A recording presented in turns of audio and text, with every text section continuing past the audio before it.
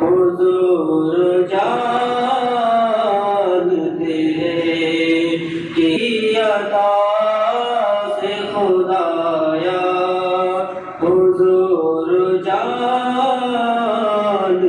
ہیں وہ مومنوں کی تو جانوں سے بھی قریب ہوئے وہ مومنوں کی تو جانوں سے بھی قریب ہوئے کہاں سے کس نے پکارا حضور جانتے سے جدا کر دیا تھا سر اس کا وہ اپنا ہے کہ پرایا حضور جانتے وہ اپنا ہے کہ پرایا حضور جانتے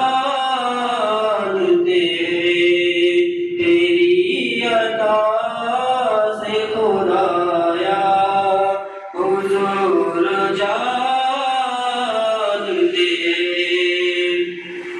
میں ان کی بات کروں گا یہ نہیں میری اوقات میں ان کی بات کروں یہ نہیں میری اوقات کہ شان فاطمہ زہرا حضور جانتے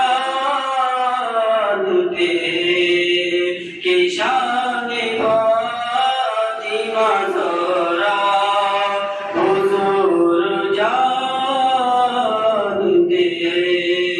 جو ہو چکا ہے جو ہوگا حضور جانتے تیری عطا سے خدایا حضور جانتے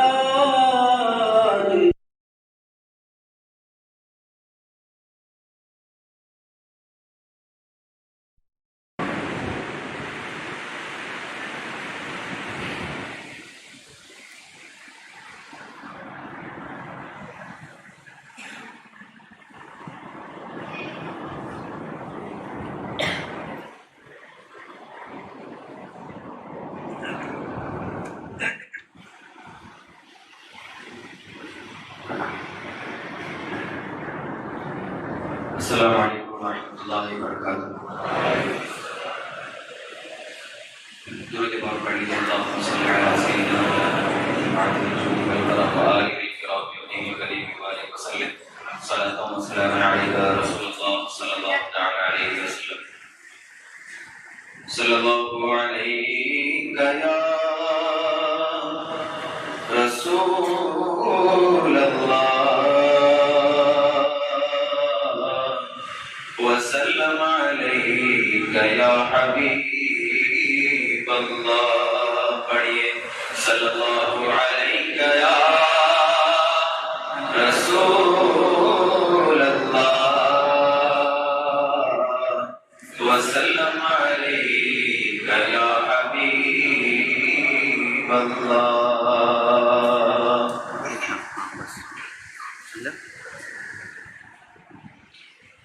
تیری وحشتوں سے دل مجھے کیوں نہ آئے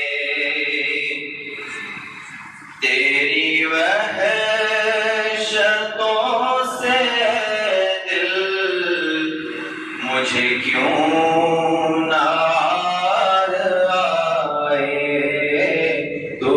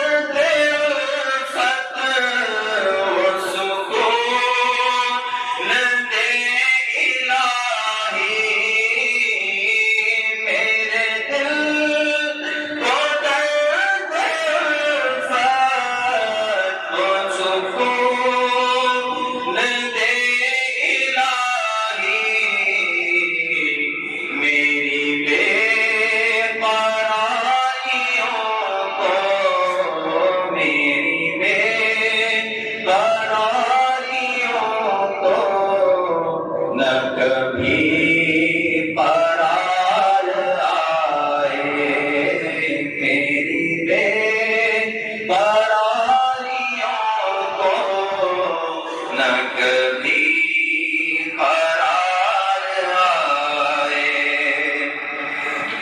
مجھے نظر چین بخشے مجھے موت زندگی دے مجھے نظر چین بخشے مجھے موت زندگی دے وہ اگر میرے سہارے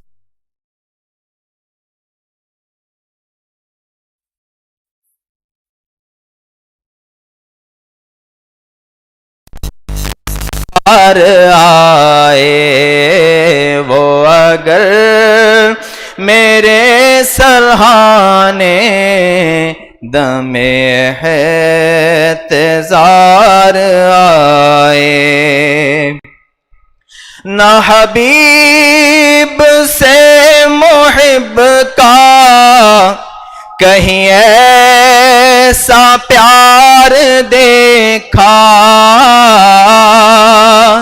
نہ حبیب سے محب کا کہیں ایسا پیار دیکھا وہ بنے خدا کا پیارا وہ بنے خدا کا پیارا تمہیں جس پہ پیار آئے وہ بنے خدا کا پیارا تمہیں جس پہ پیار آئے مجھے کیا علم ہو غم کا مجھے کیا ہو غم علم کا مجھے کیا علم ہو غم کا مجھے کیا ہو غم علم کا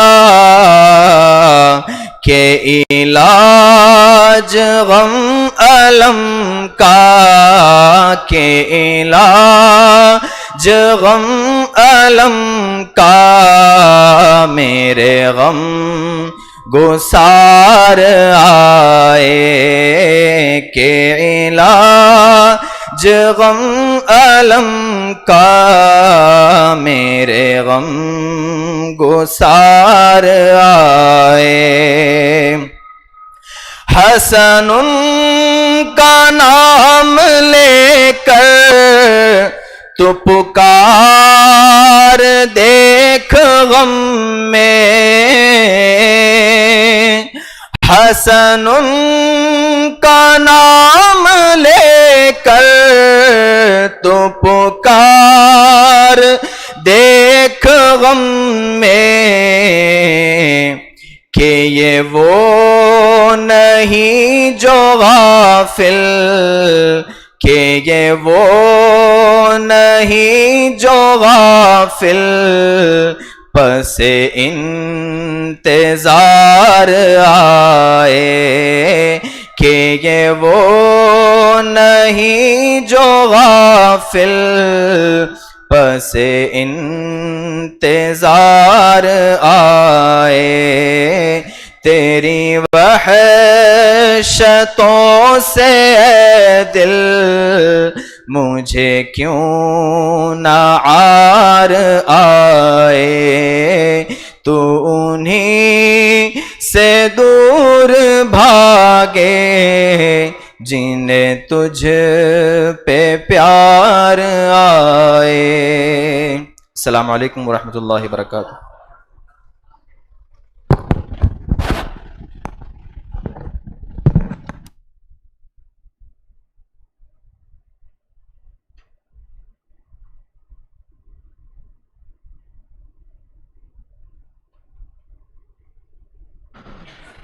الحمد للہ الحمد لله الحنان المنان الذي خلق الإنسان وعلمه البيان، والصلاة والسلام على رسوله سيد الإنس والجان وعلى آله وأصحابه ذوي الخير والإحسان، أما بعد، فأعوذ بالله من الشيطان الرجيم. بسم الله الرحمن الرحيم. محمد رسول الله والذين معه أشداء على الكفار رحماء بينهم إلى آخر هذه الآية. صدق الله مولانا العظيم وبلغنا رسوله النبي الأمين المتين المختار الكريم، ونحن على ذلك لمن الشاهدين والشاكرين والحمد لله رب العالمين. بارگاہ رسالت معاذ صلی اللہ علیہ وسلم میں درود پاک کا ہدیہ پیش کریں.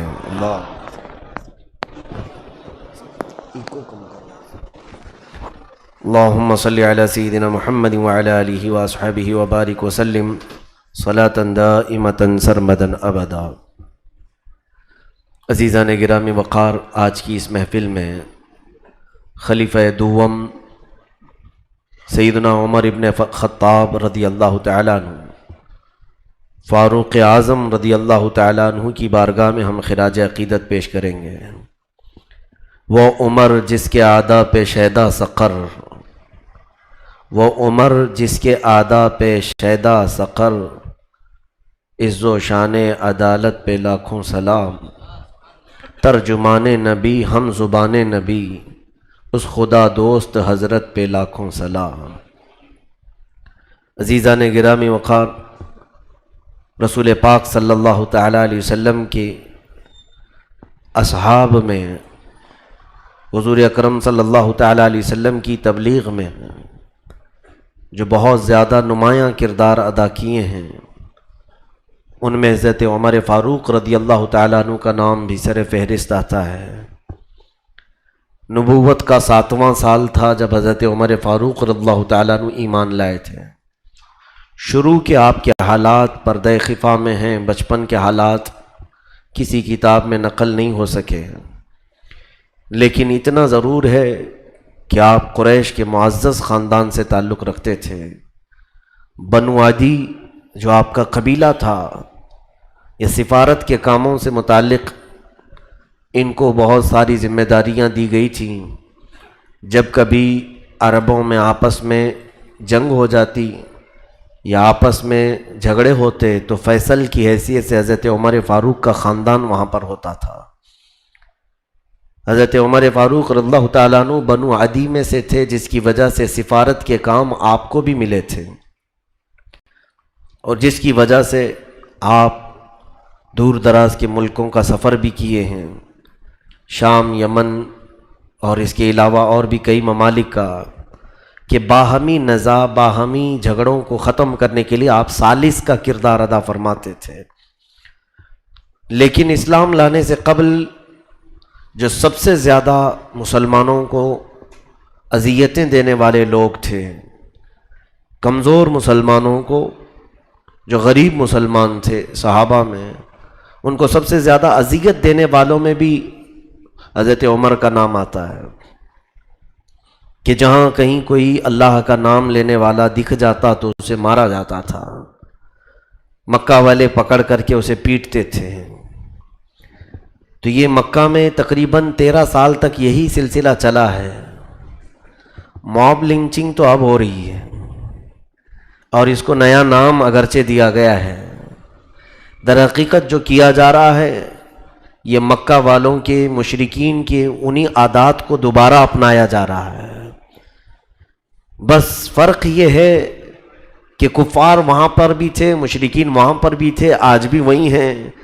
لیکن جن مسلمانوں کو اس وقت اذیت دی جا رہی تھی، ان مسلمانوں میں اور آج کے مسلمانوں میں بڑا فرق ہے کہ وہ اذیت سہتے تھے لیکن اللہ اللہ ہی کہتے تھے، مصیبتوں کو گلے لگاتے تھے لیکن نبی کا دامن کبھی نہیں چھوڑتے تھے.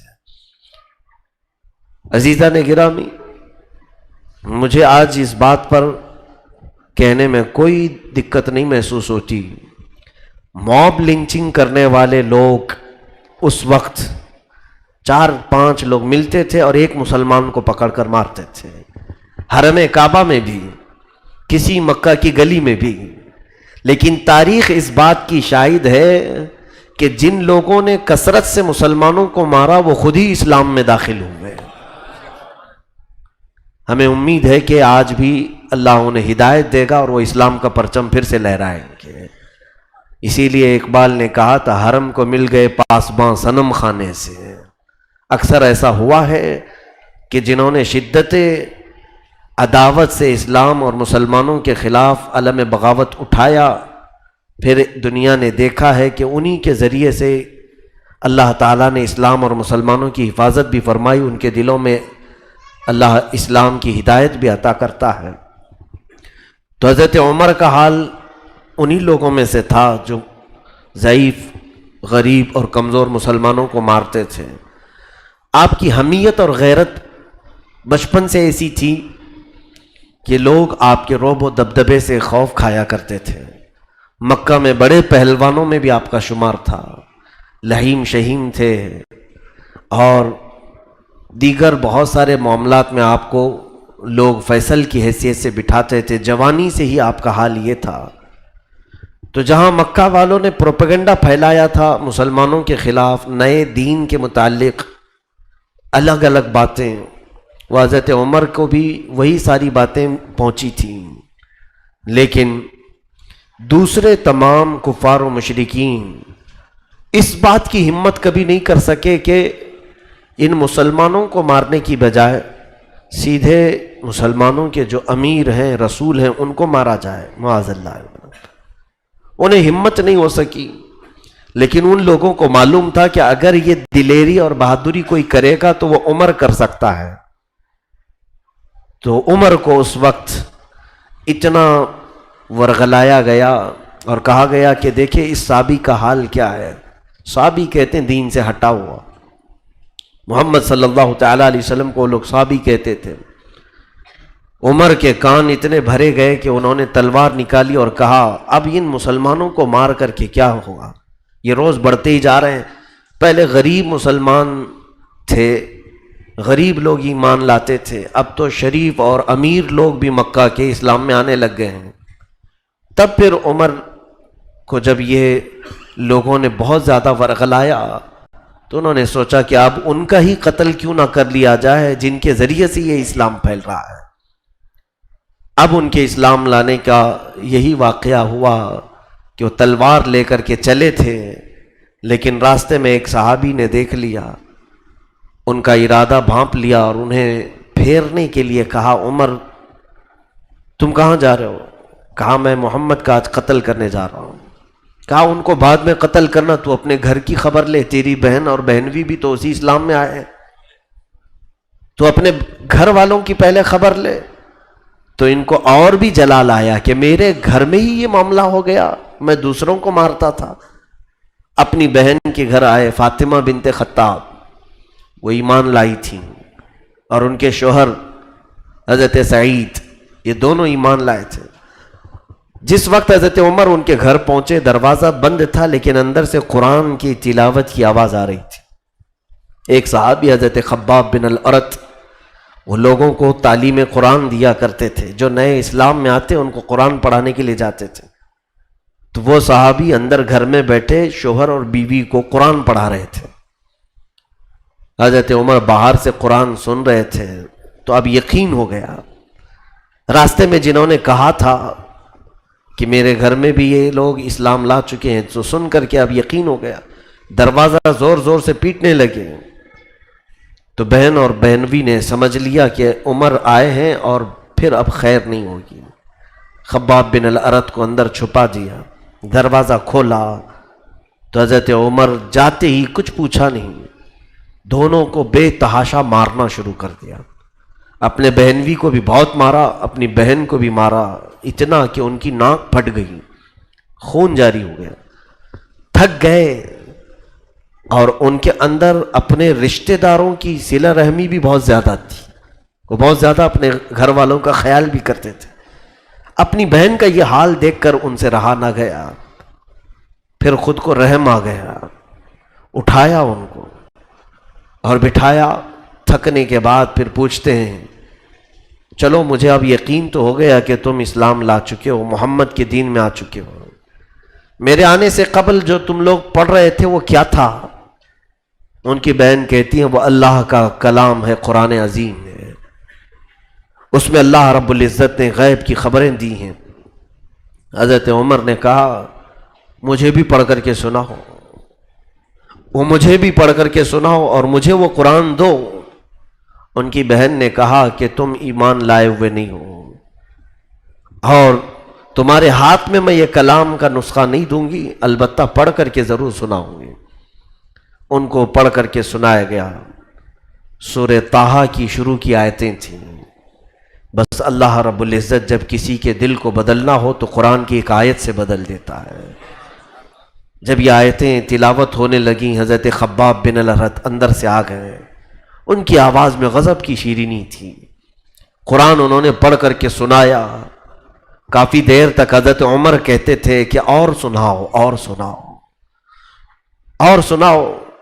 واللہ ان فی ھذا الکلام لحلاوہ، قسم خدا کی اس کلام میں ایک عجیب سی شیرنی ہے، ایک عجیب سی مٹھاس ہے۔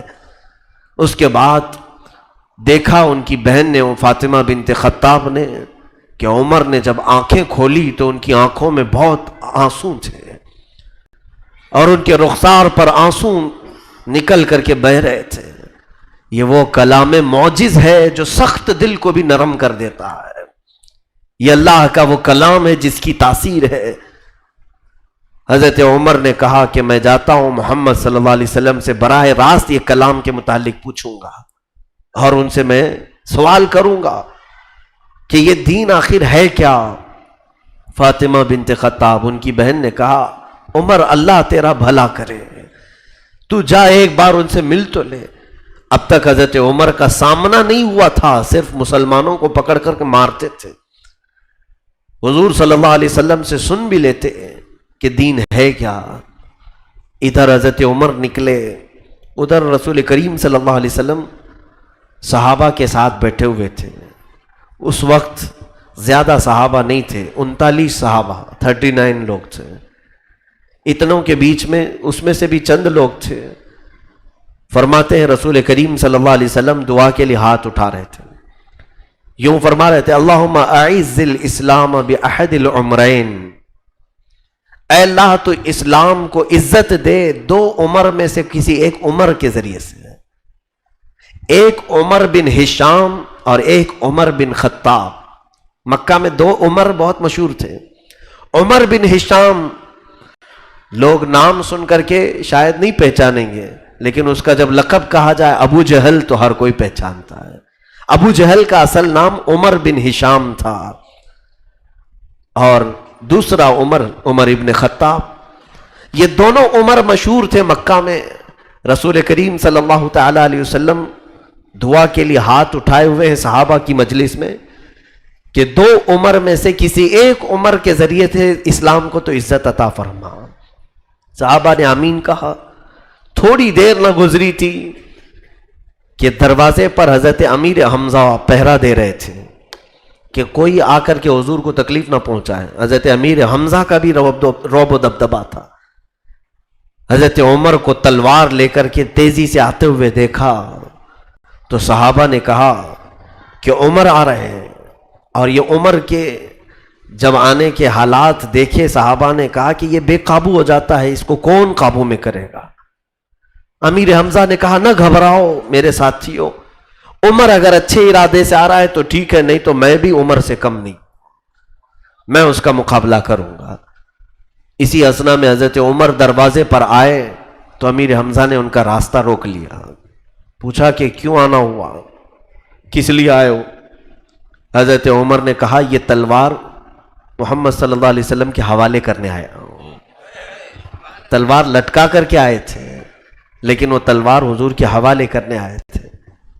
حضرت امیر حمزہ نے راستہ کشادہ کیا، حضور پاک صلی اللہ تعالی علیہ وسلم کی بارگاہ میں آئے، ایسے بیٹھے کہ سب سے زیادہ قریب ہو کر کے آپ کے گھٹنے حضور کے گھٹنوں کے قریب آ گئے۔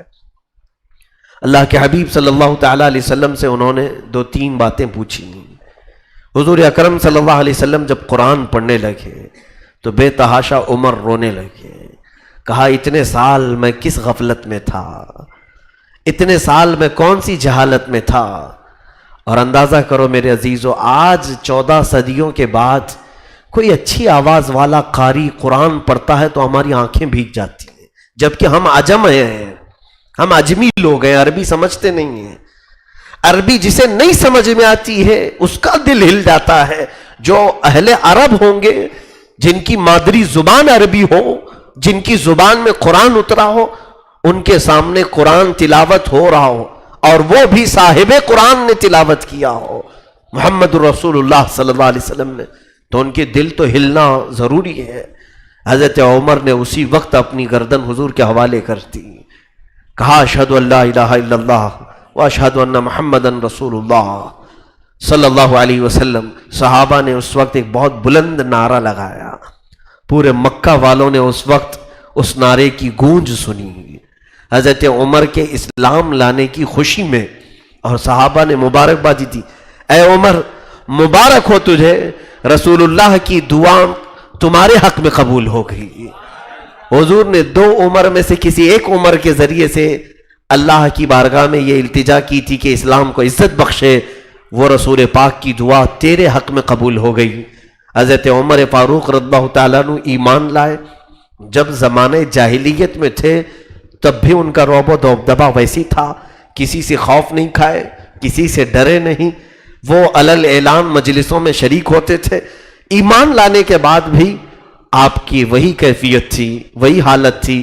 رسول کریم صلی اللہ علیہ وسلم سے آپ نے یہی سوال کیا کہ ہم ایمان لائے ہیں، اسلام لائے ہیں، تو اب کفر و شرک کا مقابلہ بھی کریں گے. فرماتے ہیں حضرت عمر کہ میں نے زمانے جاہلیت میں جتنے مسلمانوں کو تکلیفیں دی تھی، میں چاہتا تھا کہ اب ایمان لانے کے بعد کفر و شرک کے خلاف ویسی کھڑے ہو کر کفارہ ادا کر لوں. پہلے جو کچھ ہو چکا اس کا کفارہ ادا کروں. اب حضور سے انہوں نے اصرار کیا ہم حق پر ہیں. رسول کریم صلی اللہ علیہ وسلم نے فرمایا کیوں نہیں عمر، ہم حق پر ہیں. حضرت عمر نے کہا ہم حق پر ہیں تو ہم حق حاصل کر کے رہیں گے، اس لیے کہ حق ہی کی یہ شان ہے کہ وہ خانہ کعبہ کے سامنے جا کر علل اعلان نماز پڑھے. حضور پاک صلی اللہ تعالیٰ علیہ وسلم نے منع فرمایا. پھر تھوڑی دیر کے بعد آپ نے پھر وہی بات دہرائی.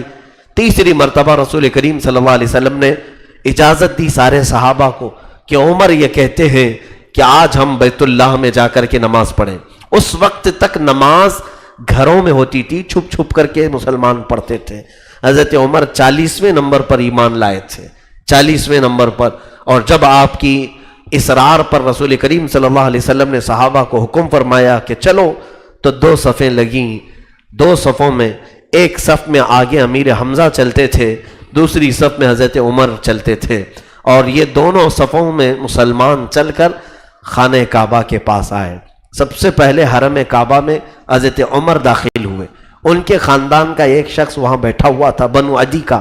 اس کو بلایا اور کہا اے انسان سن لے، سب کو اعلان کر دے اور بتا دے خطاب کا بیٹا عمر اسلام لا چکا ہے، اسلام لا چکا ہے. تو وہ شخص گیا اور پورے سب جگہ اعلان کیا کہ آج غضب ہو گیا کہ عمر آج ایمان لایا ہے، ایمان اسلام قبول کر چکا ہے. تو مکہ والے بہت سارے جمع ہوئے، بہت سارے آئے.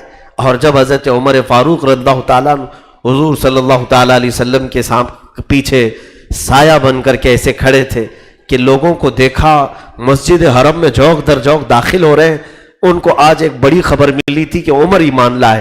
تو کچھ لڑنے بھڑنے کے ارادے سے آئے تھے.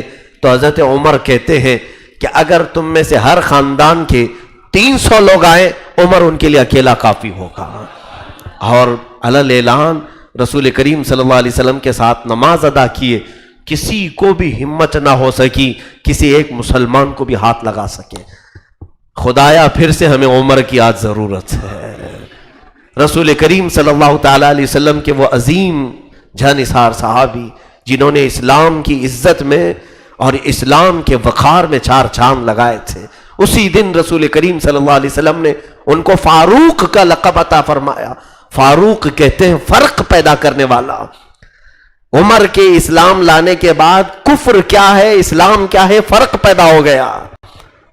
انہوں نے فاروق کا لقب حاصل کیا میرے آقا کی زبان پاک سے کہ یہ ان کی وجہ سے اسلام اور کفر میں فرق پیدا ہوا کہ پھر لوگ اسلام کو اچھی طرح سے جاننے پہچاننے لگے. پھر زیادہ عرصہ نہیں، حضرت عمر فاروق رضی اللہ تعالیٰ عنہ اپنی طاقت کے مطابق ہر ممکن کوشش کرتے تھے کہ کوئی اذیت مسلمانوں کو دے نہ سکے. اتنے دن تقریباً حضرت عمر کے ایمان لانے کے بھی 5-6 سال تک مکہ مکرمہ میں حضور صلی اللہ تعالیٰ علیہ وسلم رہے، لیکن آپ کی موجودگی میں کفار کبھی حملہ نہیں کرتے تھے، آپ کی موجودگی میں مسلمانوں کو اذیت نہیں دیتے تھے. پھر اندازہ کیجئے سیدنا عمر فاروق رضی اللہ تعالیٰ عنہ کی ہجرت بھی اسی شان سے ہوئی ہے، اسی شان کی ہجرت تھی. اللہ کے حبیب صلی اللہ تعالیٰ علیہ وسلم کو جب ہجرت کا حکم ہوا وہ رات کے وقت ہوا تھا، اور حضور پاک صلی اللہ علیہ وسلم اس رات کو ہجرت فرمائے جب کافر آپ کے گھر کا محاصرہ کر کے کھڑے تھے آپ کا قتل کرنے کے لیے. ہر خاندان کا ایک آدمی باہر کھڑا تھا. اللہ کے حبیب صلی اللہ تعالیٰ علیہ وسلم اپنے گھر سے نکلے اور یاسین پاک کی تلاوت کرتے ہوئے کچھ کنکریاں ان کے چہروں پر ماری، سب اندھے ہو گئے، کسی کو حضور نظر نہ آئے. یہ ہجرت تو رسول کریم صلی اللہ تعالیٰ علیہ وسلم کی تھی. اس طرح سے میرے آقا صلی اللہ علیہ وسلم ہجرت فرما کر مدینہ طیبہ کی طرف چل پڑے ہیں. وہ اللہ کی مصلحتوں میں سے ایک مصلحت تھی اس طرح کی ہجرت. پھر بعض صحابہ وہ ہیں جو بڑی تکلیف سے ہجرت کی. عبداللہ ابن مسعود، ان کو حرم کعبہ میں بہت مارا گیا تھا، کھینچ کر کے لایا گیا تھا. حضرت مصعب بن عمیر، حضرت صہیب، ان لوگوں کو ان کے گھر والوں نے تک تکلیفیں دی تھی. یہاں تک کہ یہ لوگ راستے میں پہنچے تو گنڈوں کو بھیج کر کے ان کو مارا گیا تھا، ان کے جسم کو، ان کی ہڈیوں کو توڑا گیا تھا. لیکن حضرت عمر فاروق جس وقت مکہ سے نکل کر کے مدینے جانے والے تھے، حضور پاک صلی اللہ تعالیٰ علیہ وسلم کے ہجرت کرنے سے چند دن پہلے ہی بعض روایت میں کہ حضور کی ہجرت کے دوسرے دن بعد ہی حضرت عمر آئے، 30 صحابہ کو بھی ساتھ میں لے لیا جو غریب صحابہ تھے، اور سیدھے حرم کعبہ میں آئے، خانہ کعبہ کا طواف کیا. پھر سارے لوگوں کو اعلان کیا. ایک شخص وہاں پر بیٹھا تھا بنو عدی کا، اس سے کہا کہ اے مکہ کے قریش خاندان سے تعلق رکھنے والے، جا پھر قریش کو اعلان کر دے کہ آج عمر بن خطاب مکہ چھوڑ کر مدینے جا رہا ہے، رسول پاک صلی اللہ تعالیٰ علیہ وسلم کے شہر ہجرت کر رہا ہوں، جاؤ سب کو اعلان کر دو. پھر اعلان ہوا، لوگ دیکھتے رہے، آپ طواف کعبہ اسی شان سے کرتے رہے. دوسرے لوگوں نے تو اپنی جائیدادیں وہاں چھوڑ دی تھیں مکہ میں. حضرت عمر نے کہا میں ایک ایک پائی یہاں سے لے کر کے جاؤں گا، میرا جو حق ہے اس پر کوئی قبضہ نہیں جما سکتا. آپ کی شان تھی یہ. قرآن نے ان کو کہا ہے اشداء علی الکفار، قرآن میں ان کی صفت آئی ہے کہ یہ کافروں پر بہت ہی شدید ہے، بہت سخت ہے، اور کوئی آپ کو ٹچ بھی نہ کر سکا. اسی شان سے آپ ہجرت کرتے ہوئے مدینے آئے. اب روایات میں ہے رسول پاک صلی اللہ تعالی علیہ وسلم سے پہلے وہ مدینہ پہنچے. حضور پاک صلی اللہ علیہ وسلم کا جب استقبال کرنے کے لیے مدینے والے کھڑے تھے تو حضرت عمر بھی استقبال والوں میں شامل تھے. 30 لوگوں کے ساتھ ہجرت کر کے حضرت عمر آئے. یہ شان عمر ابن خطاب رضی اللہ تعالیٰ عنہ کی جو تھی وہ ایمان کے اعلیٰ مقام کی وجہ سے ہے. خود رسول کریم صلی اللہ تعالیٰ علیہ وسلم ایک حدیث میں ارشاد فرماتے ہیں، بخاری شریف کی حدیث ہے، اللہ کے حبیب صلی اللہ علیہ وسلم فرماتے ہیں مجھے خواب میں کچھ لوگ پیش کیے گئے، میں نے کچھ لوگوں کو دیکھا، سب کے جسموں پر جبے تھے، کسی کا جبہ کمر تک، کسی کا جبہ سینے تک لٹکا ہوا ہے، یعنی کسی کا چھوٹا ہے کسی کا آدھا ہے. اسی اثنا میں میرے سامنے عمر بن خطاب کو لایا گیا، ان کا جبہ زمین پر گھسٹ رہا تھا، یعنی اتنا لمبا تھا کہ جھول رہا تھا. تو صحابہ نے پوچھا یا رسول اللہ صلی اللہ علیہ وسلم اس خواب کی کیا تعبیر ہے؟ اللہ کے حبیب صلی اللہ علیہ وسلم نے فرمایا اس جبے سے مراد ایمان ہے، جس کے اندر جتنا ایمان تھا وہ مجھے دکھایا گیا، عمر کا ایمان اتنا زیادہ ہے. عمر فاروق رضی اللہ تعالیٰ عنہ کے اس عظیم ایمان کی بشارت تو خود رسول پاک نے عطا فرمائی. جب کسی کے دل میں ایمان زیادہ آ جائے تو خوف اتنا ہی نکل جاتا ہے. یہ جو خوف کا ماحول ہمارے دلوں میں آتا ہے، ایمان کا نقص ہے، ایمان کی کمی ہے جو خوف لاتی ہے. اسی لیے اللہ تعالیٰ نے قرآن میں جو فرمایا، الا ان اولیاء اللہ لا خوف علیہم، بے شک اللہ کے ولیوں کو کوئی خوف نہیں ہوتا. خوف دنیا کا، طاقت کا، دنیا کے رعب و دبدبے کا، یہاں کی باقی چیزوں کا خوف نکل جاتا ہے. اس لیے کہ عبداللہ ابن مسعود رضی اللہ تعالیٰ عنہ سے مروی ہے، فرماتے ہیں دو خوف کسی کے دل میں جمع نہیں ہو سکتے، ایک دنیا کا خوف اور ایک اللہ کا خوف. اگر اللہ کا خوف بس گیا ہے تو دنیا کا خوف نکلے گا، اور اگر صرف دنیا کا خوف آیا ہے تو اللہ کا خوف اس سے نکل جائے گا. اللہ کے خوف سے وہ عاری ہے. اسی لیے دنیا میں مست رہنے والا کبھی اللہ سے ڈرتا نہیں اور ہر کام کر جاتا ہے، ہر برائی کر جاتا ہے. اور اللہ سے ڈرنے والا کبھی برائی نہیں کرتا، دنیا میں ہاتھ تک نہیں لگاتا. دو خوف ایک دل میں نہیں آتے ہیں. حضرت عمر فاروق رضی اللہ تعالیٰ عنہ کے دل میں خوف خدا بس گیا تھا، اور ایسا رچ بس گیا تھا کہ پھر ان کو کسی بھی رعب و دبدبے سے خوف نہیں آتا تھا. حضرت عمر فاروق رضی اللہ تعالیٰ عنہ کے بہت سارے اولیات ہیں، بہت ساری فضیلتیں ہیں. اللہ رب العزت نے ایمان لانے کے بعد جو ان کی قلب کو ہدایت عطا فرمائی، میرے عزیزو ایسا بہت کم ہوتا ہے کہ خالص اللہ اور اس کے رسول کے لیے لوگ دوستی کرتے ہوں اور اللہ اور اس کے رسول کے لیے لوگ دشمنی کرتے ہوں. یہ حضرت عمر کا خاصہ تھا. آپ نے جس سے بھی دوستی کی ایمان لانے کے بعد وہ صرف رسول اللہ کی نسبت سے دوستی کی، اور جس سے دشمنی کی وہ رسول سے دشمنی کی وجہ سے کی، اللہ کے دشمنوں سے دشمنی کی. یہاں الٹ گئی ہے بات. اب ان کی صفت میں کیا قرآن کہہ رہا ہے؟ اشداء علی الکفار رحماء بینہم. وہ کافروں پر بہت سخت تھے اور آپس میں نرم دل تھے، بہت رحم دل تھے. لیکن ہم نے بدل لیا ہے، ابھی آپس میں سخت ہو چکے ہیں اور کافروں کے لیے نرم دل ہو رہے ہیں. ان کی جی حضوری کے لیے کھڑے رہتے ہیں، ان کی خوش آمدی کے لیے ہم اپنے آپ کو بدلنے کو بھی تیار ہیں. کئی علاقوں میں اب یہ سننے کو مل رہا ہے کہ لوگ اپنا نام بدل کر کے انہیں راضی رکھنے کی کوشش کر رہے ہیں. تم پوری دنیا میں جی جان لگا دو ان کو راضی کرنے کے لیے، قرآن کہتا ہے تم ہرگز انہیں راضی نہیں کر سکو گے، وہ تم سے کبھی نہیں راضی ہوں گے. ایسے کئی لوگ اب راستے پر آ رہے ہیں جن کے چہروں پر داڑیاں ہیں، سروں پر بڑی بڑی ٹوپیاں. حد تو یہ ہے کہ کچھ خانقاہوں کے سجادے بھی باہر نکل آئے ہیں کفار و مشرکین کی حمایت کرنے کے لیے. ان کی حمایت میں ان کو ایسا لگتا ہے کہ ہم گفتگو کریں گے تو ہماری جان بچ جائے گی. میں نے جمعہ میں وہ کہا تھا، سفید بیل اور لال بیل والا واقعہ، کہ تم شیر سے دوستی کرنے کی کوشش کر رہے ہو. شیر کی عادت ہے پھاڑ کھانا. تم سانپ سے دوستی کرنے کی کوشش کر رہے ہو، سانپ کی فطرت ہے ڈنک مارنا، ڈسنا. یہاں کچھ لوگ آج ان حالات میں یہ سمجھ رہے ہیں کہ ہم ان کی جی حضوری کر لیں گے، ان کی ہاں میں ہاں ملا دیں گے، آج جو کچھ بھی چل رہا ہے اس کو حق کہہ دیں گے تو یہ ہمیں چھوڑ دیں گے. ایسا نہیں ہو سکتا میرے عزیزو. یاد رکھنا ہمارے بعد پھر تمہارا بھی نمبر آئے گا. یہ تم کو صفحہ ہستی سے مٹا ڈالیں گے، پھر یہ نہیں دیکھیں گے کہ تم ان کی حمایت کرتے تھے کہ نہیں کرتے تھے. اس لیے کہ آزادی کے موقع پر بھی ایسے معاملات ہوئے ہیں. کچھ علماء انگریزوں کی حمایت میں فتوے دیے تھے، ان کو ذل اللہ کہا تھا.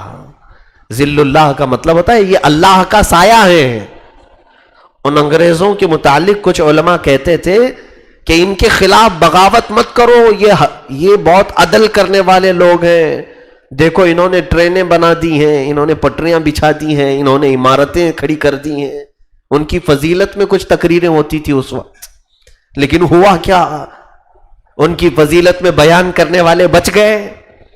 نہیں. جب علماء اہل سنت کو تختہ دار پر چڑھایا جا رہا تھا تو بعد میں پھر یہ ان کی بولی بولنے والوں کو بھی قتل ہونا پڑا، مصیبتوں کا سامنا کرنا پڑا۔ تو آج میں یہ کہتا ہوں کہ عمر جیسا ایمان لاؤ کہ اگر دوستی ہو تو اللہ اس کے رسول کی وجہ سے ہو، اور دشمنی ہو تو اللہ اس کے رسول کی وجہ سے ہو، ذاتی چیزیں داخل نہ ہونے پائیں۔ سیدنا عمر فاروق رضی اللہ تعالیٰ عنہ کی چند باتیں میں آپ کو بتا دوں۔ حضرت بلال حبشی رضی اللہ تعالیٰ عنہ غلام تھے، غلامی میں انہوں نے اپنی زندگی کے بیشتر ایام گزار دیے۔ ان کا جو مالک تھا مکہ میں امیہ، جو حضرت بلال کو سخت اذیتیں دیتا تھا، اتنی اذیتیں کہ ان کا جسم پورا گل چکا تھا، ان کی پیٹھ پر اتنے داغ تھے جلانے کے، انگاروں پر سلایا گیا، اوباش بدماش لڑکوں کے ہاتھ میں رسی باندھ کر کے حضرت بلال کو دے دیتا تھا، اور وہ نوجوان بدماش قسم کے لوگ آوارہ بلال حبشی کو پیر میں رسی باندھ کر مکہ کی گلیوں میں کھینچتے تھے، لے کر کے جاتے تھے، گرم ریت پر سلایا جاتا تھا۔ یہ سب اذیتیں بلال حبشی نے برداشت کی۔ غلامی سے آپ کو جس وقت آزادی ملی وہ بھی سیدنا ابو بکر صدیق رضی اللہ تعالیٰ عنہ نے آزاد کروایا۔ حضرت ابو بکر صدیق کی کل آپ نے سیرت سماعت کی، اس میں ایک شوشہ یہ بھی تھا کہ آپ کثرت سے حضور صلی اللہ علیہ وسلم کے غلاموں کو کافروں کی غلامی سے آزاد کرواتے تھے، کافروں کی غلامی سے آزاد کر کے حضور کی غلامی میں ڈال دیتے تھے۔ یہ حضرت بلال حبشی ہیں، غلام ہیں۔ میرے عزیزوں دیکھیں آپ، حضرت عمر فاروق رضی اللہ تعالیٰ عنہ جب خلیفہ بنے، اور آپ کی خلافت کا دور ابھی میں ذکر کروں گا، کیا روب و دبدبہ، کبھی کم نہیں ہوا آپ کا روب و دبدبہ۔ زمانے جاہلیت میں بھی، اسلام لانے کے بعد بھی، آپ کے خلیفہ بننے کے بعد بھی لوگ آپ کے چلتے پھرتے بھی خوف کھایا کرتے تھے۔ حضرت عمر تو ہمیشہ کندھے پر درہ لے کے چلتے تھے، کوڑا لے کے چلتے تھے۔ شریعت کے خلاف کوئی بات دیکھتے تو بازار میں ہی کوڑے لگانا شروع کر دیتے تھے۔ حضرت عمر کا جلال بھی تھا۔ خود رسول کریم صلی اللہ علیہ وسلم نے فرمایا، میرا عمر جس راستے سے گزرتا ہے اس راستے پر شیطان نہیں آتا۔ جہاں تک حضرت عمر کی خوشبو جاتی تھی، چھاؤں نہیں ہوتی ہو، وہاں تک شیطان نہیں آتا تھا، دوسروں کی بات تو چھوڑے۔ تو اس عمر فاروق رضی اللہ تعالیٰ عنہ کا حال یہ تھا، جو بات میں کہنے جا رہا ہوں، جب حضرت بلال حبشی کو بلاتے تھے تو یوں کہہ کر کے بلاتے تھے، یا سیدنا بلال، اے ہمارے آقا بلال آ جائیے۔ وہ غلام تھے، حبشی غلام، زندگی انہوں نے غلامی میں کاٹ لی، اور اسلام لانے کے بعد، ایمان لانے کے بعد حضرت بلال کا ایسا کوئی بہت بڑا گھر نہیں تھا، بہت بڑی عمارت نہیں تھی، بہت بڑی ڈیوٹیاں، ذمہ داریاں نہیں تھیں۔ جس طرح سے نارمل زندگی گزارنی تھی ویسی وہ زندگی گزار رہے تھے عام لوگوں میں۔ لیکن اس کے باوجود حضرت عمر جب ان کو بلاتے تھے یوں کہتے تھے، یا سیدنا بلال، اے ہمارے آقا بلال آئیے۔ حضرت بلال کہتے تھے، امیر المومنین آپ مجھے سیدنا کہتے ہیں، در حقیقت آپ ہمارے سیدنا ہیں، آپ ہمارے آقا ہیں۔ حضرت عمر کہتے تھے، بلال میں تمہیں جو سیدنا کہتا ہوں وجہ یہ ہے کہ جو جسم میں تم نے اپنے داغ محبت رسول میں لیے وہ ہم نے بھی نہیں لیے۔ حضور پاک صلی اللہ تعالیٰ علیہ وسلم کی محبت میں جو تم نے مشقتیں برداشت کی ہیں وہ ہم نے نہیں برداشت کی۔ تو یہاں سے پتہ چلتا ہے حضرت عمر کی محبت بھی تھی تو وہ حضور کی وجہ سے تھی۔ جو رسول کریم صلی اللہ علیہ وسلم سے ریلیٹڈ ہے اس کی بہت زیادہ قدر کرتے تھے حضرت عمر، اور محبت رسول کا یہی جلوہ دیکھنے کو ملتا ہے ہر جگہ پر۔ اسی لیے حضرت عمر رضی اللہ تعالیٰ عنہ کی یہ زبان میں ہے کہ جو رسول پاک صلی اللہ تعالیٰ علیہ وسلم کا ہو گیا وہ ہمارا ہے، اور جو ان سے بیگانہ ہوا اس سے ہمارا کوئی رشتہ ہی نہیں۔ جانتے ہیں آپ جنگ بدر جب ہوئی، جنگ بدر میں اللہ رب العزت نے مسلمانوں کو فتح عظیم عطا فرمائی، اس میں حضرت عمر بھی تھے، 313 ہی لوگ تھے، لیکن 1000 سے زیادہ کافروں کو مار بھگایا. 140 لوگ، تقریباً 140 لوگ، 70 مارے گئے تھے اور 70 قیدی بن کر کے آئے تھے. 140 لوگوں کا نقصان تھا ان کے کافروں کا. جو 70 قیدی بنا کر کے لائے گئے تھے کہ کافروں کے متعلق حضور نے مشورہ لیا صحابہ سے کہ ان کے ساتھ کیا کیا جائے، ان کے ساتھ کیا سلوک کیا جائے، یہ قیدی بن کر کے آئے ہیں. حضرت عمر فاروق رضی اللہ تعالیٰ عنہ سے بھی حضور مشورہ لیتے، حضرت ابو بکر سے بھی. حضرت عمر نے کہا یا رسول اللہ صلی اللہ علیہ وسلم ان کو مارا جائے، ان کو ختم کر دیا جائے، ان کو جینے کا کوئی حق نہیں، کیونکہ یہ اللہ اور اس کے رسول کی دشمنی میں اتنے اڑے ہوئے تھے کہ مکہ میں انہوں نے ایک ننگا ناچ کیا ہے اور پھر ہر مسلمان کو قتل کرنے کی ان کی نیت تھی.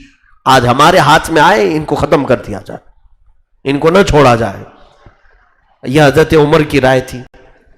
حضرت ابو بکر سے پوچھا تو انہوں نے کہا یا رسول اللہ صلی اللہ علیہ وسلم ہے تو یہ قرابت دار، رشتہ داروں میں سے ہی لوگ ہیں، مکہ والے ہیں، قبیلوں میں سے، خاندانوں میں سے، ایسا کر لیا جائے کہ ان سے فدیہ لے کر کے کچھ مال لے کر کے چھوڑ دیا جائے، ان سے کچھ مال لے کر انہیں آزاد کر دیا جائے، ہو سکتا ہے بعد میں یہ ایمان لے آ جائے.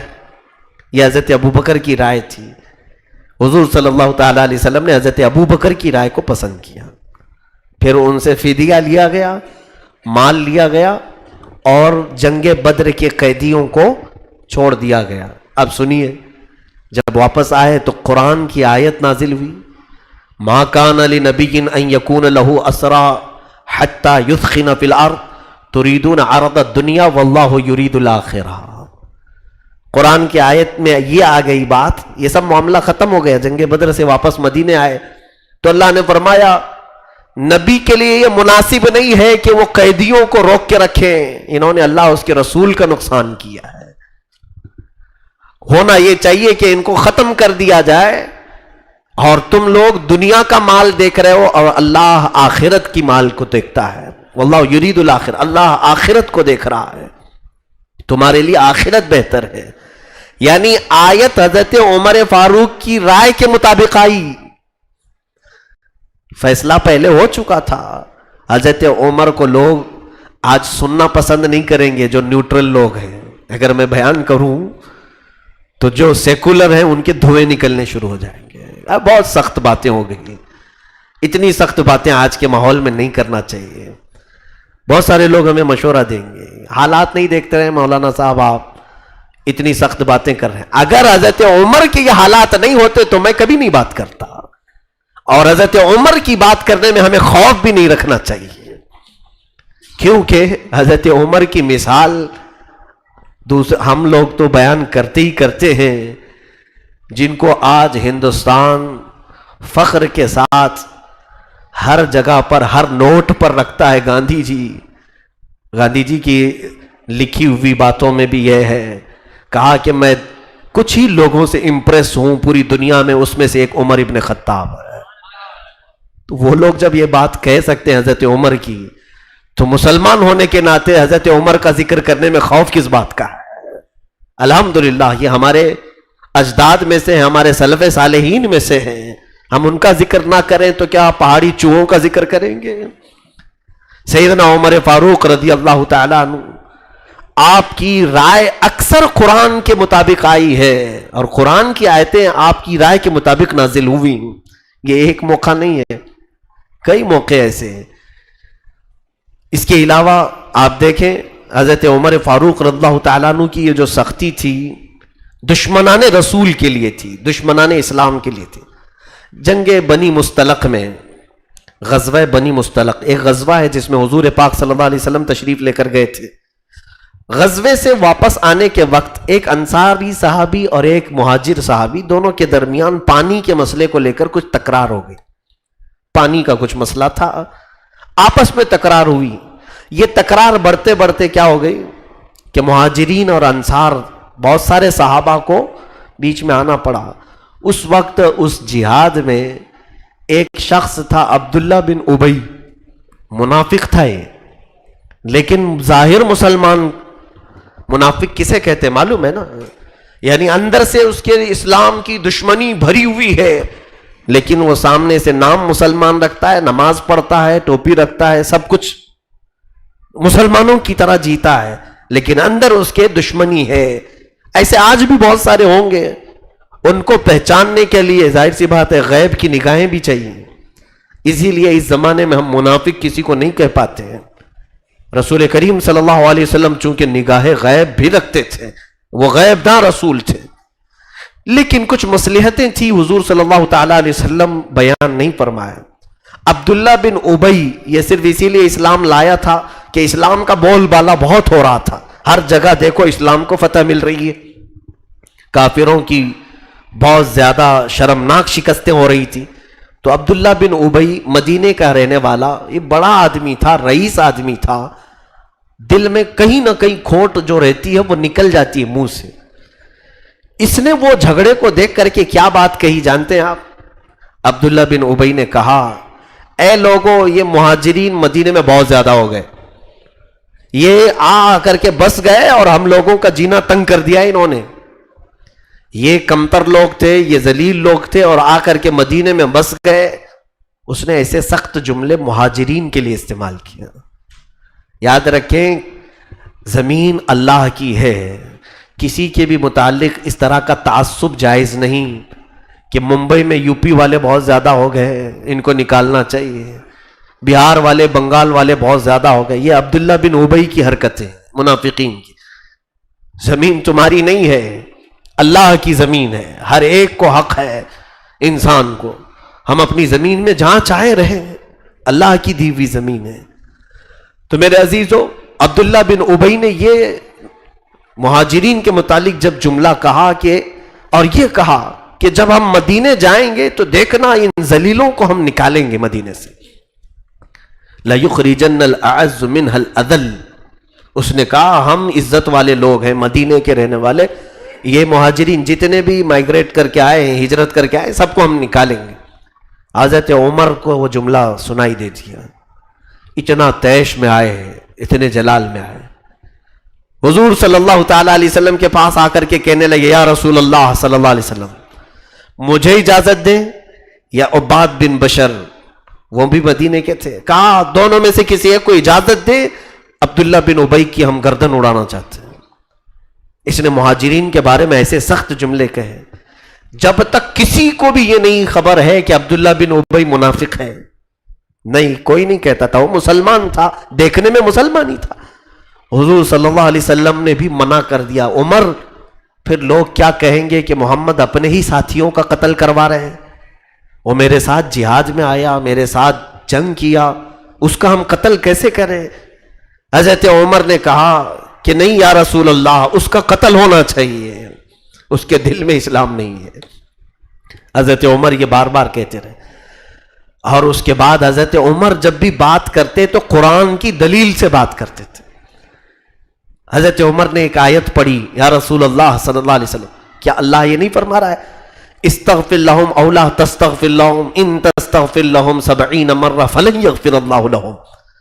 اے نبی، آپ ان کے لیے بخشش کی دعا کریں یا نہ کریں، یا 70 بار آپ ان کے لیے بخشش کی دعا کریں، اللہ ان کو ہرگز معاف نہیں کرے گا۔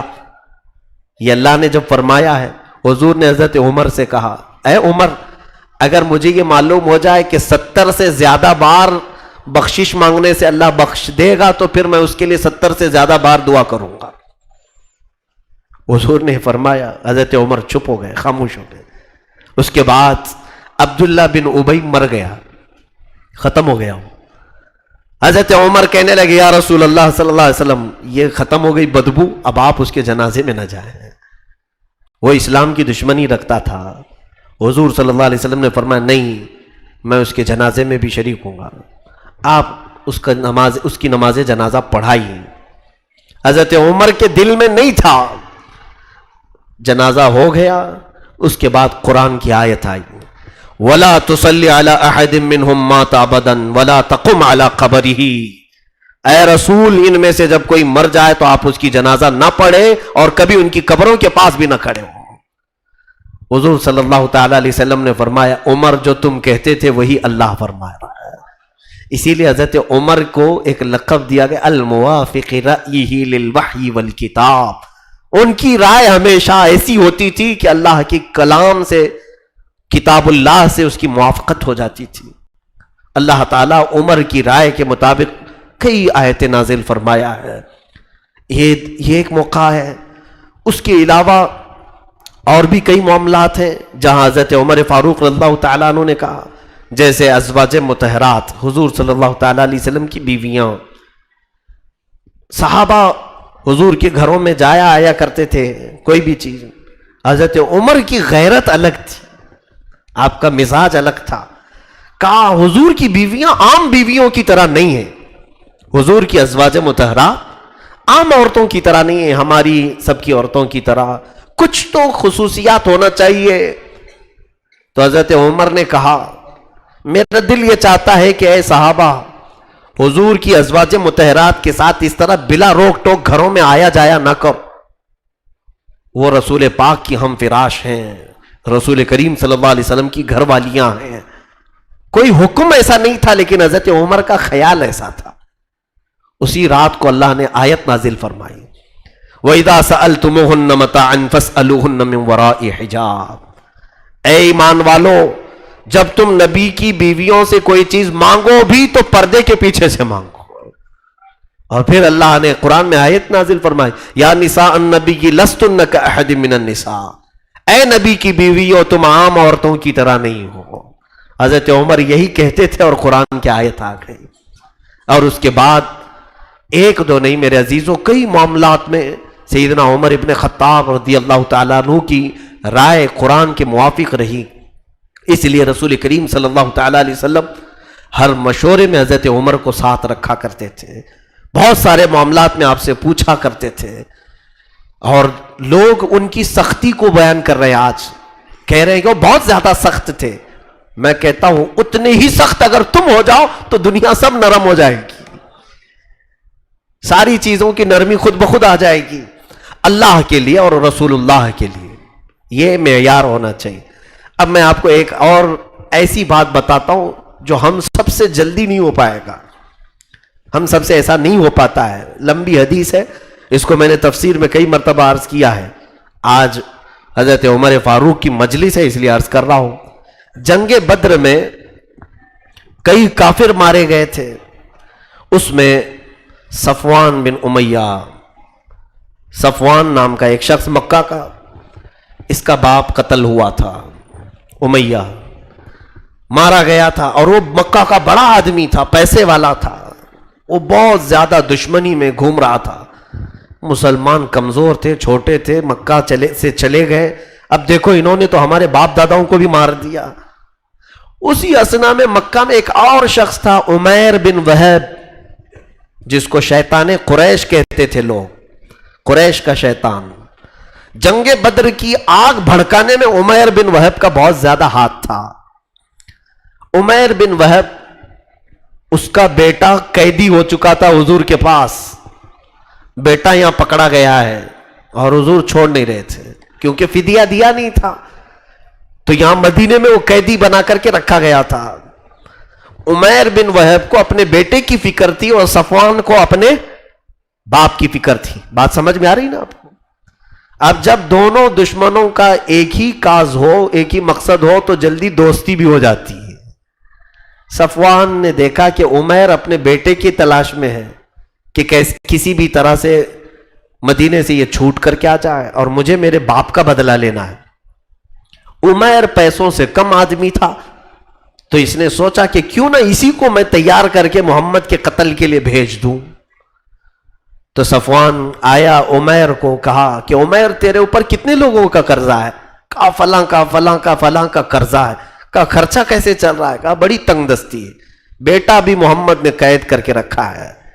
تو صفوان نے گلے میں ہاتھ ڈالا اور لے جا کر کے حتیم کعبہ کے اندر، کعبہ کی جو سائیڈ کی جو دیوار ہے اس کو حتیم کہتے ہیں، اندر بیٹھ کر کے پرسنل میٹنگ کی. صفوان نے یہ کہا دیکھ تیرے سارے قرضے میں ادا کر دوں گا، مکہ میں جس کے تو نے قرض لیے سب دے دوں گا، ایک شرط ہے. کہا کیا؟ میں ایک تلوار دیتا ہوں, یہ تلوار کو زہر میں بجھا کر تو محمد کا قتل کر کے آ جا, تیرے سارے قرضے میں چکا دوں گا, اور پھر تجھے جتنا پیسہ چاہیے وہ بھی دے دوں گا. کیوں؟ اس لیے کہ میرے باپ کو محمد کے ساتھیوں نے بدر میں قتل کیا ہے.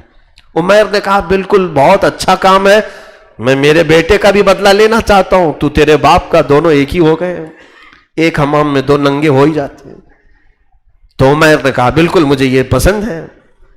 اس کے بعد عمیر بن وہب تلوار لیا, زہر میں بجھایا اور لے کر کے نکل آیا. کہاں پر؟ مدینے آئے تلوار لٹکا کر کے. اب میں حدیث کے الفاظ بھی آپ کو اگر بتا دوں تو لوگ یہ کہنا چھوڑ دیں گے کہ بہت سخت بولتے ہیں, بہت سخت جملے. اب پھر اندازہ کرو کہ میں سخت بولتا ہوں یا رسول پاک کے صحابہ کتنا سخت بولتے تھے. ہم وہی بولی بولیں گے جو رسول پاک کے صحابہ بولتے تھے, وہ دنیا کی سب سے اچھی بولی ہوگی. سنیے, جب عمیر بن وہب آیا مدینے میں تلوار لٹکا کر کے, رسول پاک صلی اللہ علیہ وسلم مسجد نبوی میں تھے, لیکن اتفاق ایسا کہ دروازے کے باہر حضرت عمر ابن خطاب چند صحابہ کے ساتھ کھڑے تھے, باہر کھڑے تھے. تو جیسی حضرت عمر کی نظر عمیر بن وہب پر پڑی, تلوار لٹکائی, یہ اکیلا آ رہا ہے, حضرت عمر جلال میں آ گئے, کیونکہ جانتے ہیں پوری جنگ بدر بھڑکانے والا یہی تھا. جنگ بدر میں بھاگ کے گیا, اس کا بیٹا قیدی تو ہے. فوراً حضرت عمر نے کیا کہا جانتے ہیں؟ خذوا ھذا الکلب, پکڑو اس کتے کو. یہ الفاظ کس کے ہیں؟ حضرت عمر کے. پھر لوگ ہم سے کہیں گے بہت سخت بولتے ہیں, میں اپنی جانب سے کچھ نہیں بول رہا ہوں. حضرت عمر کی بولی اچھی ہے یا نہیں ہے؟ دشمن رسول کو کہا تھا انہوں نے, کہا پکڑو اس کتے کو, یہ الفاظ ہے.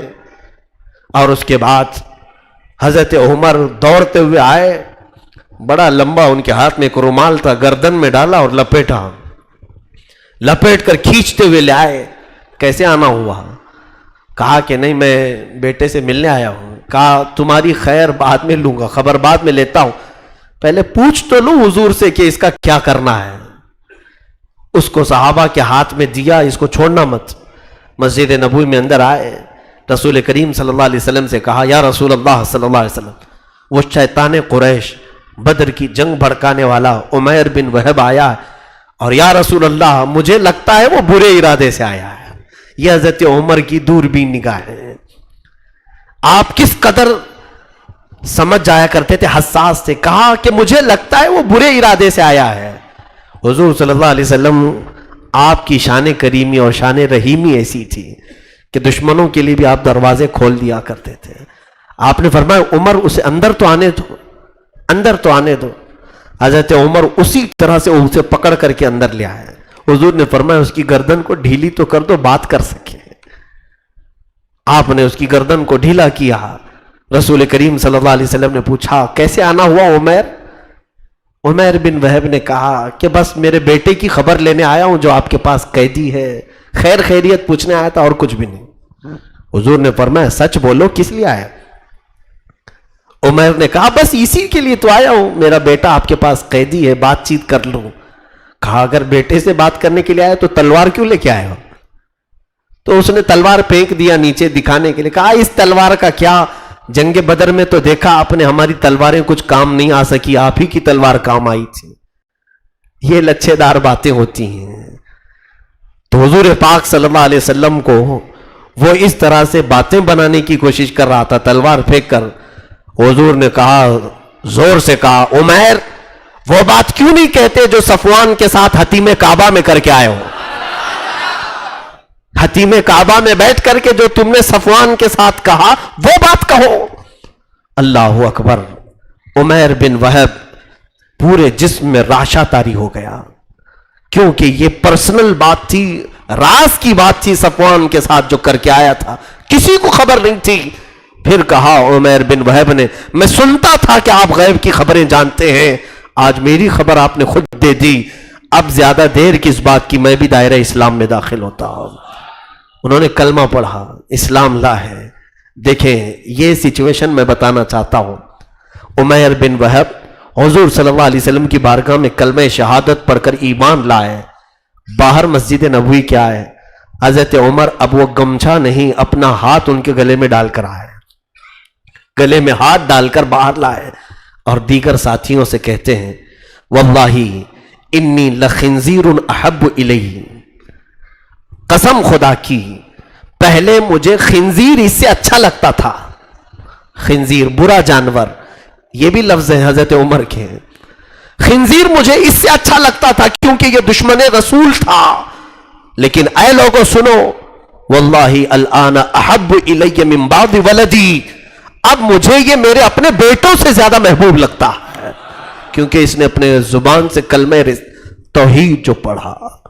عزیزان گرامی، یہ سچویشن بہت ہی اہم ہوتی ہے کہ کسی سے دشمنی اس لیے کی جائے کہ وہ رسول کا دشمن ہو، اور کسی سے محبت اس لیے کی جائے کہ وہ اللہ کے نبی کا دوست ہے. یہ حضرت عمر کا خاصہ ہے. ایسا سب کے اندر آئے گا نہیں. یہ بولنا بہت آسان ہے، یہاں تو حال ایسا ہے برائیاں چھوڑنے والے کو بھی پتہ نہیں کتنی بار ہم اوپر سے نیچے دیکھتے رہتے کیوں آیا یہ مسجد میں. ارے یہ چرسی تھا، یہ نشے والا تھا، جواری تھا، یہ کیسے آ گیا مسجد میں؟ اتنا اس کو گھور گھور کر کے دیکھیں کہ وہ پھر سے بھاگ جائے. نہیں آنا چاہتا. عزیزان گرامی، یہ فکر بدل ڈالو. نفرت انسان سے نہیں، اس کی برائیوں سے کرو، اور جس وقت وہ برائیاں چلی جائیں وہ تمہارا اپنا بھائی ہے، اسے قریب لانے کی کوشش کرو، اسے محبتیں دو، اسے پیار دو. رسول کریم صلی اللہ تعالی علیہ وسلم کے پاس جتنے صحابہ آئے، انہوں نے جب برائیاں چھوڑی، حضور نے ان کے بچپن کی اور پرانی برائیاں یاد دلانے کے لیے بھی منع فرمایا. فرمایا کوئی اپنے زمانے جاہلیت کی خرابیوں کا ذکر تک نہ کرے کہ فلاں یہ کرتے تھے، فلاں یہ کرتے تھے. عزیزان گرامی، آج بھی ہم صحابہ کی سیرت میں یہ نہیں بیان کرتے تھے کہ کون کس نے عورتوں کو کیا کیا کیا، شراب کس نے کیا کیا بیچی اور کتنا پیا. مطلق برائیوں کا ذکر تو کرتے ہیں، لیکن صحابہ کی زندگی میں یہ چیزیں ہم ذکر بھی نہیں کرتے. کیوں؟ اسلام جب آ جاتا ہے، توبہ جب ہو جاتی ہے تو ما قبل کو سب ختم کر دیتی ہے. یہ حضرت عمر کی زندگی سے سیکھو. آج یہاں فکر بدلنے کی ضرورت ہے. بعض لوگوں کی سختیوں کی وجہ سے لوگ اندر نہیں آتے، بعض لوگوں کی سختیوں کی وجہ سے دائرہ اسلام میں لوگ نہیں آتے. یا فکر تبدیل کرو محبتوں کے ساتھ. ہاں دشمنی ہو تو ان برائیوں سے دشمنی. لوگ مجھے بھی یہ تانا دیتے ہیں کہ ان کے پاس بہت سارے چرسی لوگ ہوتے ہیں، مفتی صاحب کے پاس، اور بہت سارے جواری لوگ ہی گھومتے رہتے ہیں ان کے ساتھ.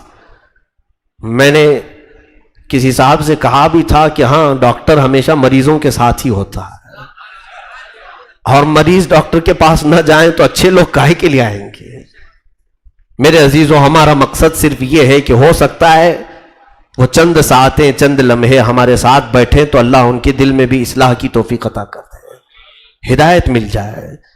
باقی اگر ہم کو آپ یہ دیکھ رہے ہیں کہ میں بھی ان کی طرح بن گیا تو آپ ضرور ڈانٹیں کہ چرسیوں کے ساتھ یہ بھی چرسی ہو گیا، تو پھر آپ روکیں ضرور، آپ منع ضرور کریں کہ ان کے اخلاق تمہارے اندر آ رہے ہیں. اگر نہیں آ رہے میرے اندر اور میں کوشش کر رہا ہوں تو یہ سنت مصطفیٰ ہے، صحابہ کی سنت کریمہ ہے. عزیزان گرامی، حضرت عمر فاروق رضی اللہ تعالیٰ عنہ نے ایک معیار عطا کیا ہے، الحب فی اللہ والبغض فی اللہ. اللہ کے لیے محبت، اللہ کے لیے دشمنی. آج کبھی آپ نے یہاں پر محسوس کیا اس منبر سے کہ کسی کو ٹارگٹ کر کے ہم بیان کر رہے ہوں، کسی کا نام لے کر کے بیان کر رہے ہوں کہ محلے میں فلاں بن فلاں، فلاں کا بیٹا ایسا کرتا ہے؟ کبھی ہم کو یہ ضرورت نہیں ہوئی. ہم نے برائیوں کا ذکر کیا ہے، ہم نے بے حیائیوں کا ذکر کیا. ہم دشمن انہی برائیوں کے ہیں. بلکہ بعض صحابہ فرماتے ہیں جو برائیوں میں مبتلا ہو گئے ان سے اور زیادہ تم ہمدردی کا احساس کرو کہ وہ دوزخ میں جانے والے لوگ ہیں. کیا تم اپنے بھائی کو دوزخ میں گرتا ہوا دیکھنا پسند کرو گے؟ اگر تمہارے دل میں محبت ہے تو اس کے ساتھ ہمدردی کا اظہار کرو، اسے نکالنے میں ہر ممکن کوشش کرو، ہر ممکن کوشش کرو. یہی صوفیاء اکرام کا مذہب تھا، یہی اولیاء کاملین کا مذہب تھا. ارے میاں رسول کریم صلی اللہ علیہ وسلم کے پاس ایسے بھی لوگ آئے کہ حضور سے آ کر کے شرط رکھی، میں ایمان تو لاؤں گا لیکن 5 وقت کی نمازیں نہیں پڑھوں گا، پوری نہیں پڑھوں گا، 3 خالی پڑھوں گا. حضور نے وہ بھی منظور کر لیا، ٹھیک ہے آ تو جاؤ، 3 ہی پڑھ لینا، آ تو جاؤ. یہ بھی ہے، لیکن وہ آئے حضور پاک صلی اللہ علیہ وسلم کے پاس. یہ اختیار ہمیں نہیں ہے. آپ یہ مت سمجھنا کوئی ایک نماز پڑھنے کے لیے آ رہا ہے تو آپ بھی اس کو 4 معاف کر دیں گے. وہ حضور شارع اسلام تھے، بانی اسلام ہے، اختیارات مصطفیٰ تھے. حضور نے انہیں اجازت تو دی کہ آ تو جاؤ، تم 3 ہی ضرور پڑھنا، لیکن تاریخ میں موجود ہے وہ اسلام لائے اس شرط پر کہ 3 پڑھوں گا، لیکن 3 پڑھا کبھی نہیں، 5 ہی پڑھتے رہے. کیوں؟ اس لیے کہ جس وقت محبت رسول آ جاتی ہے دل میں، پھر ایک محبت کرنے والے کو ایک ایسے گوارا ہو کہ محبوب 5 پڑھ رہا ہو اور محب 3 کیسے پڑھے گا. ادائیں خود بخود منتقل ہو جاتی ہیں. اسی لیے عزیزان گرامی، سختی برائیوں کے ساتھ کریں اور ان لوگوں کو کسی بھی طرح سے مجال دیں، یعنی میدان دیں کہ لوگ اصلاح کی طرف آئیں، ہدایت کی طرف آئیں. عزیزان گرامی، وقال سیدنا عمر ابن خطاب رضی اللہ تعالیٰ عنہ کی یہ جو خاصیت ہے یہ مجھے سب سے عزیز لگتی ہے، بہت پیاری ہے، کہ دشمنان رسول کے ساتھ شدت کا برتاؤ، سختی کا برتاؤ. کفار و مشرکین کے ساتھ انہوں نے کوئی رو رعایت نہیں کی، حتیٰ کہ جنگوں میں بھی آپ نے ایسی معاملات کیے، اور آپ نے اظہار بھی اس کا کیسے کیا. دیکھیں آپ کی خلافت میں کتنی فتوحات ہوئی ہیں، اس کا اندازہ بھی مشکل ہے. آپ کی 10 سالہ خلافت میں اتنی فتوحات ہوئی کہ اگر میں گنانے لگ جاؤں تو کم از کم 2 گھنٹے لگیں گے. ان کی صرف جنگوں کے نام گناؤں. قیصر و کسریٰ، یہ 2 بادشاہوں کی بہت چلتی تھی، یعنی اس زمانے کے امریکہ اور رشیا، اور ہر ایک پر اپنی داداگیری چلاتے بھی تھے جیسے آج چلاتے ہیں. لیکن ان کی داداگیری سیدنا عمر فاروق کے سامنے چل نہیں سکی.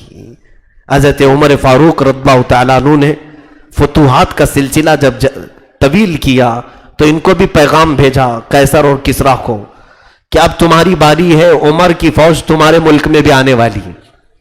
پہلے تو وہ لوگ کہتے تھے مذاق ہے یہ، کہاں مدینے کے چند لوگ کہاں قیصر و کسریٰ کی بات کرتے ہیں.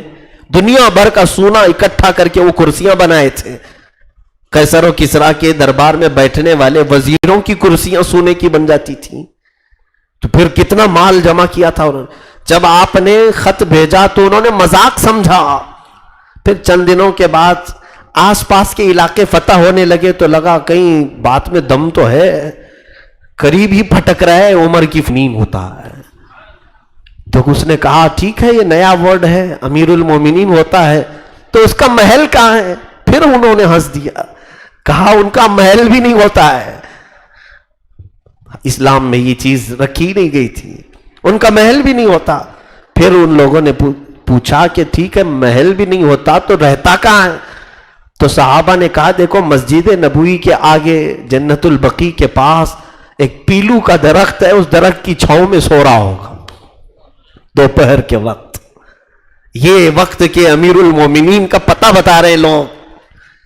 تو وہ قیصر و کسریٰ کے قاصد آئے، ڈھونڈتے ہوئے دیکھا دوپہر کی گرمی میں درخت کے سائے میں کوئی نہیں ہے، تنہا ایک چادر بچھا کر حضرت عمر فاروق آرام کر رہے ہیں، قیلولے میں ہیں.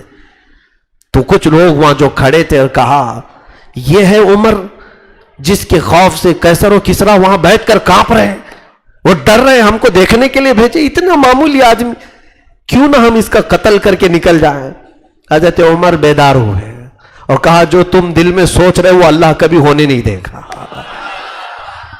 میرا رب میرا محافظ ہے. ان کے ہاتھوں سے تلواریں چھوٹ گئی. کہا یہ اور طاقت ہے، یہ کوئی اور طاقت ہے. اور اس کے بعد جا کر قیصر و کسریٰ کو انہوں نے بتایا بھی کہ ایسے ایسے وہ رہتا ہے. حضرت عمر نے کہا جاؤ تمہارے بادشاہوں کو یہ پیغام دو کہ عمر کو ڈر اس لیے نہیں ہے کہ ہم نے غریبوں کے خون پر کرسی نہیں بچھائی، اللہ اس کے رسول کی محبت نے ہم کو اس مقام پر پہنچایا ہے، اور تمہارے بادشاہوں نے ظلم و زیادتی سے اپنی کرسی بچھائی ہے، اور وہ ڈرتے ہی رہیں گے، آگے پیچھے 10 گاڑیاں لے کے چلیں گے ہی نا، کیونکہ ڈر ہے، خوف ہے. آج بھی دیکھیں کھلے عام نہیں آ سکیں گے، ساری سیکورٹی کے ساتھ ہی آنا پڑے گا، کیونکہ مار دیں گے، اتنی مندی جو کر کے رکھے ہو، لوگوں کو محتاج بنا کر کے رکھے ہو، لوگ غیظ و غضب میں آ جائیں گے. दामन पकड़ लेंगे। डर है हुक्मा को। अदल करने वाला खौफ किस बात का करेगा? अरे अदल करने वाले के लिए लोग अपनी पलकें बिछाते हैं, लोग उसके लिए दुआएं किया करते हैं, लोग उसके लिए इज्जत व आबरू की दुआएं करते हैं। देखो आपने तुर्की में हुआ भी था, इस वक्त के ज़ईम और लीडर को फौज ने बगावत की तो वहां की रियाया सड़कों पर आ गई और रास्तों पर सो गए और फौज से कहा अगर हमारे लीडर के खिलाफ तुमने बगावत की है तो टैंक पहले हमारे ऊपर चलाओ, बाद में इस इस्लाम के अजीम लीडर पर। कौम आ जाएगी। क्यों? अदल व इंसाफ अगर इनके साथ करते हो। क्योंकि अल्लाह रब्बुल इज्जत ने तुम्हें अगर बादशाह दी है, हुकूमत दी है, तख्त अता किया है तो अदल व इंसाफ का हाथ ना छोड़ो। वो हजरत उमर जैसी अदालत दुनिया में कोई नजीर भी नहीं ला सकता उसे। खैर कैसर और किसरा के पास पहुंच भी गई हजरत उमर की फौज और कैसर और किसरा को भागने पर मजबूर भी किया। सारे मुल्क फतह भी हुए, ईरान इस्लाम में आया, रोम इस्लाम में आया। एक बहुत नुक्ते की बात मैं बताता हूं, ईरान में आज सबसे ज्यादा शिया है, बल्कि उनका जो नेशनल रिलीजन है वो भी शिया है। इस्लाम तो बताते हैं लेकिन शिया है। और वहां के शिया उलमा जो सबसे ज्यादा अगर दुश्मनी करते हैं तो हजरत अबू बकर और हजरत उमर से। इन बेवकूफों को यह मालूम होना चाहिए कि ईरान इस्लाम में आया भी है तो उमर की बदौलत आया है और उसी उमर को कोसते हैं लोग। हजरत उमर फारूक रज़ियल्लाहु ताला अन्हु ने फतह किया है, आपकी फौजों ने फतह किया।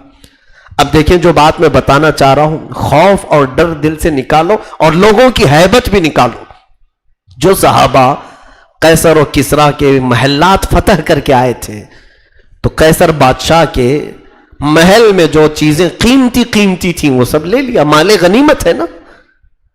कहा कि हम इस्तेमाल नहीं करेंगे, खलीफतुल इस्लाम खलीफा रसूल अमीरुल मोमिनीन के पास लेकर चलेंगे। सुना है तारीख में कैसर के पास एक कालीन थी, वो दुनिया की सबसे महंगी कालीन, बादशाह की कुर्सी जिस पर रखी जाती थी, कुर्सी के आसपास एक कालीन बिछाई जाती थी। अच्छा, अगर बादशाह किसी से ज्यादा खुश हो जाता, बहुत बड़ा किसी को इनाम देना होता तो 5 मिनट 10 मिनट उस कालीन पर उसको बिठाया जाता और फिर वो जाकर दुनिया में फख्र करता, मैं कैसर की कालीन पर बैठा हुआ आदमी हूं। फख्र करता उस कालीन पर जो बैठ करके आता, क्योंकि उस जमाने में कालीन का रिवाज नहीं रहा होगा या फिर वो बहुत महंगी कालीन होगी। अब जब कैसर और किसरा की हुकूमतें खत्म हुई, वो कालीन भी मुसलमानों के हाथ आ गई। कहा कि चलो हजरत उमर के पास ले चलते। सारा माल लेकर के जब वो मदीने में आए, हजरत उमर से कहा अमीरुल मोमिनीन, ये कैसर की कुर्सी इस पर रखी जाती थी और ये दुनिया की सबसे महंगी कालीन। हजरत उमर ने कबूल किया, लाओ। और उसका क्या किया? कहा मस्जिद नबवी के दरवाजे के बाहर पैर पोंछने के लिए रख दो कि ये रसूलुल्लाह के गुलामों के कदमों के नीचे ही रहे। इसकी वही हाल कैफियत है, बस इसकी अहमियत इतनी है। हजरत उमर ने मस्जिद नबवी के बाहर बिछवा दिया। हाँ, मस्जिद में अंदर भी नहीं कि सजदा करके भी कोई फख्र करे, बल्कि पैर पोंछ करके आओ, फिर ये दुनिया को मैसेज दो। जहां रसूल अरबी के गुलाम पैर पोंछते हैं वहां कैसर और किसरा की कुर्सियां लगती हैं। बादशाहों की कुर्सियां जहां पर लगी जाती हैं वो रसूल पाक के गुलामों के कदम भी नहीं लगते।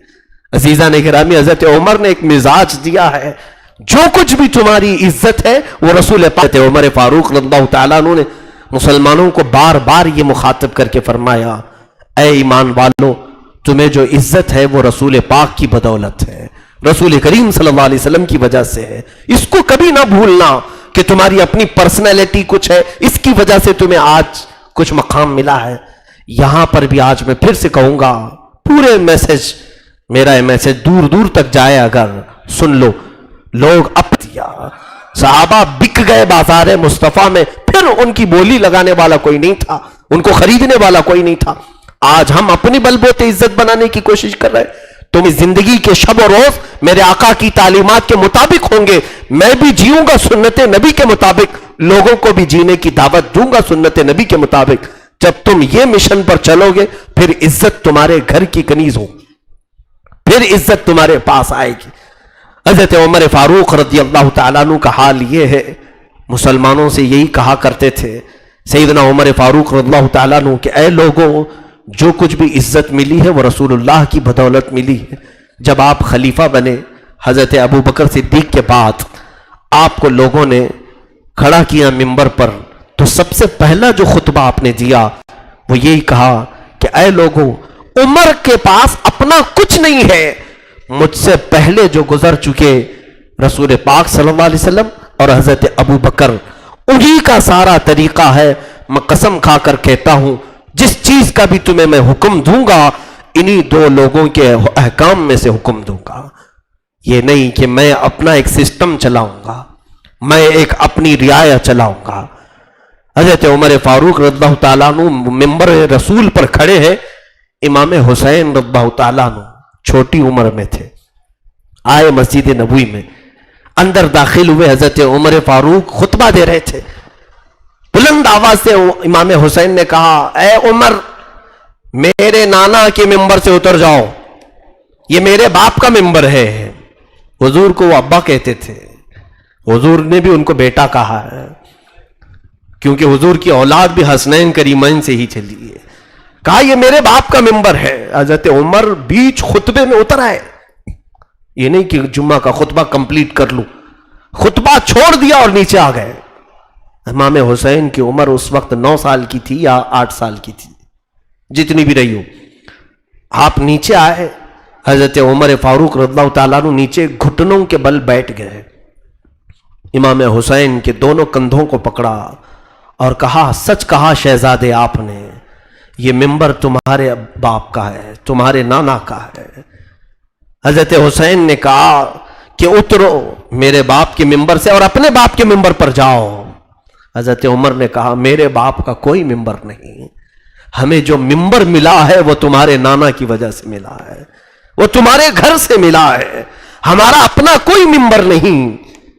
तब इमाम हुसैन ने कहा, अच्छा तुम्हारा कोई मिंबर नहीं, मेरे बाप की मिंबर से बोलना है, फिर बोलो। हजरत उमर फिर खड़े हो गए। ये बताना था लोगों को कि ऐ लोगों, इज्जत जो कुछ भी है वो रसूल के घर से है, यहां से रिश्ते मजबूत रखो, यहां से अपनी इज्जतें तुम्हारी कायनात में छा जाएंगी और इस घर को छोड़ करके तुम्हारी कोई इज्जत नहीं है। आज जो लोग सोच रहे हैं कि मैं नाम छुपा दूं, आइडेंटिटी छुपा दूं, शनाख्त छुपा दूं ताकि लोग मेरी इज्जत करने लग जाएं, और मारे जाओगे और खत्म किए जाओगे। हुजूर पाक सल्लल्लाहु ताला अलैहि वसल्लम की निस्बत से ही हजरत उमर के पूरे आमाल थे। देखिए आप, बैतुल मुक़द्दस जब फतह हुआ तब क्या हालात थे।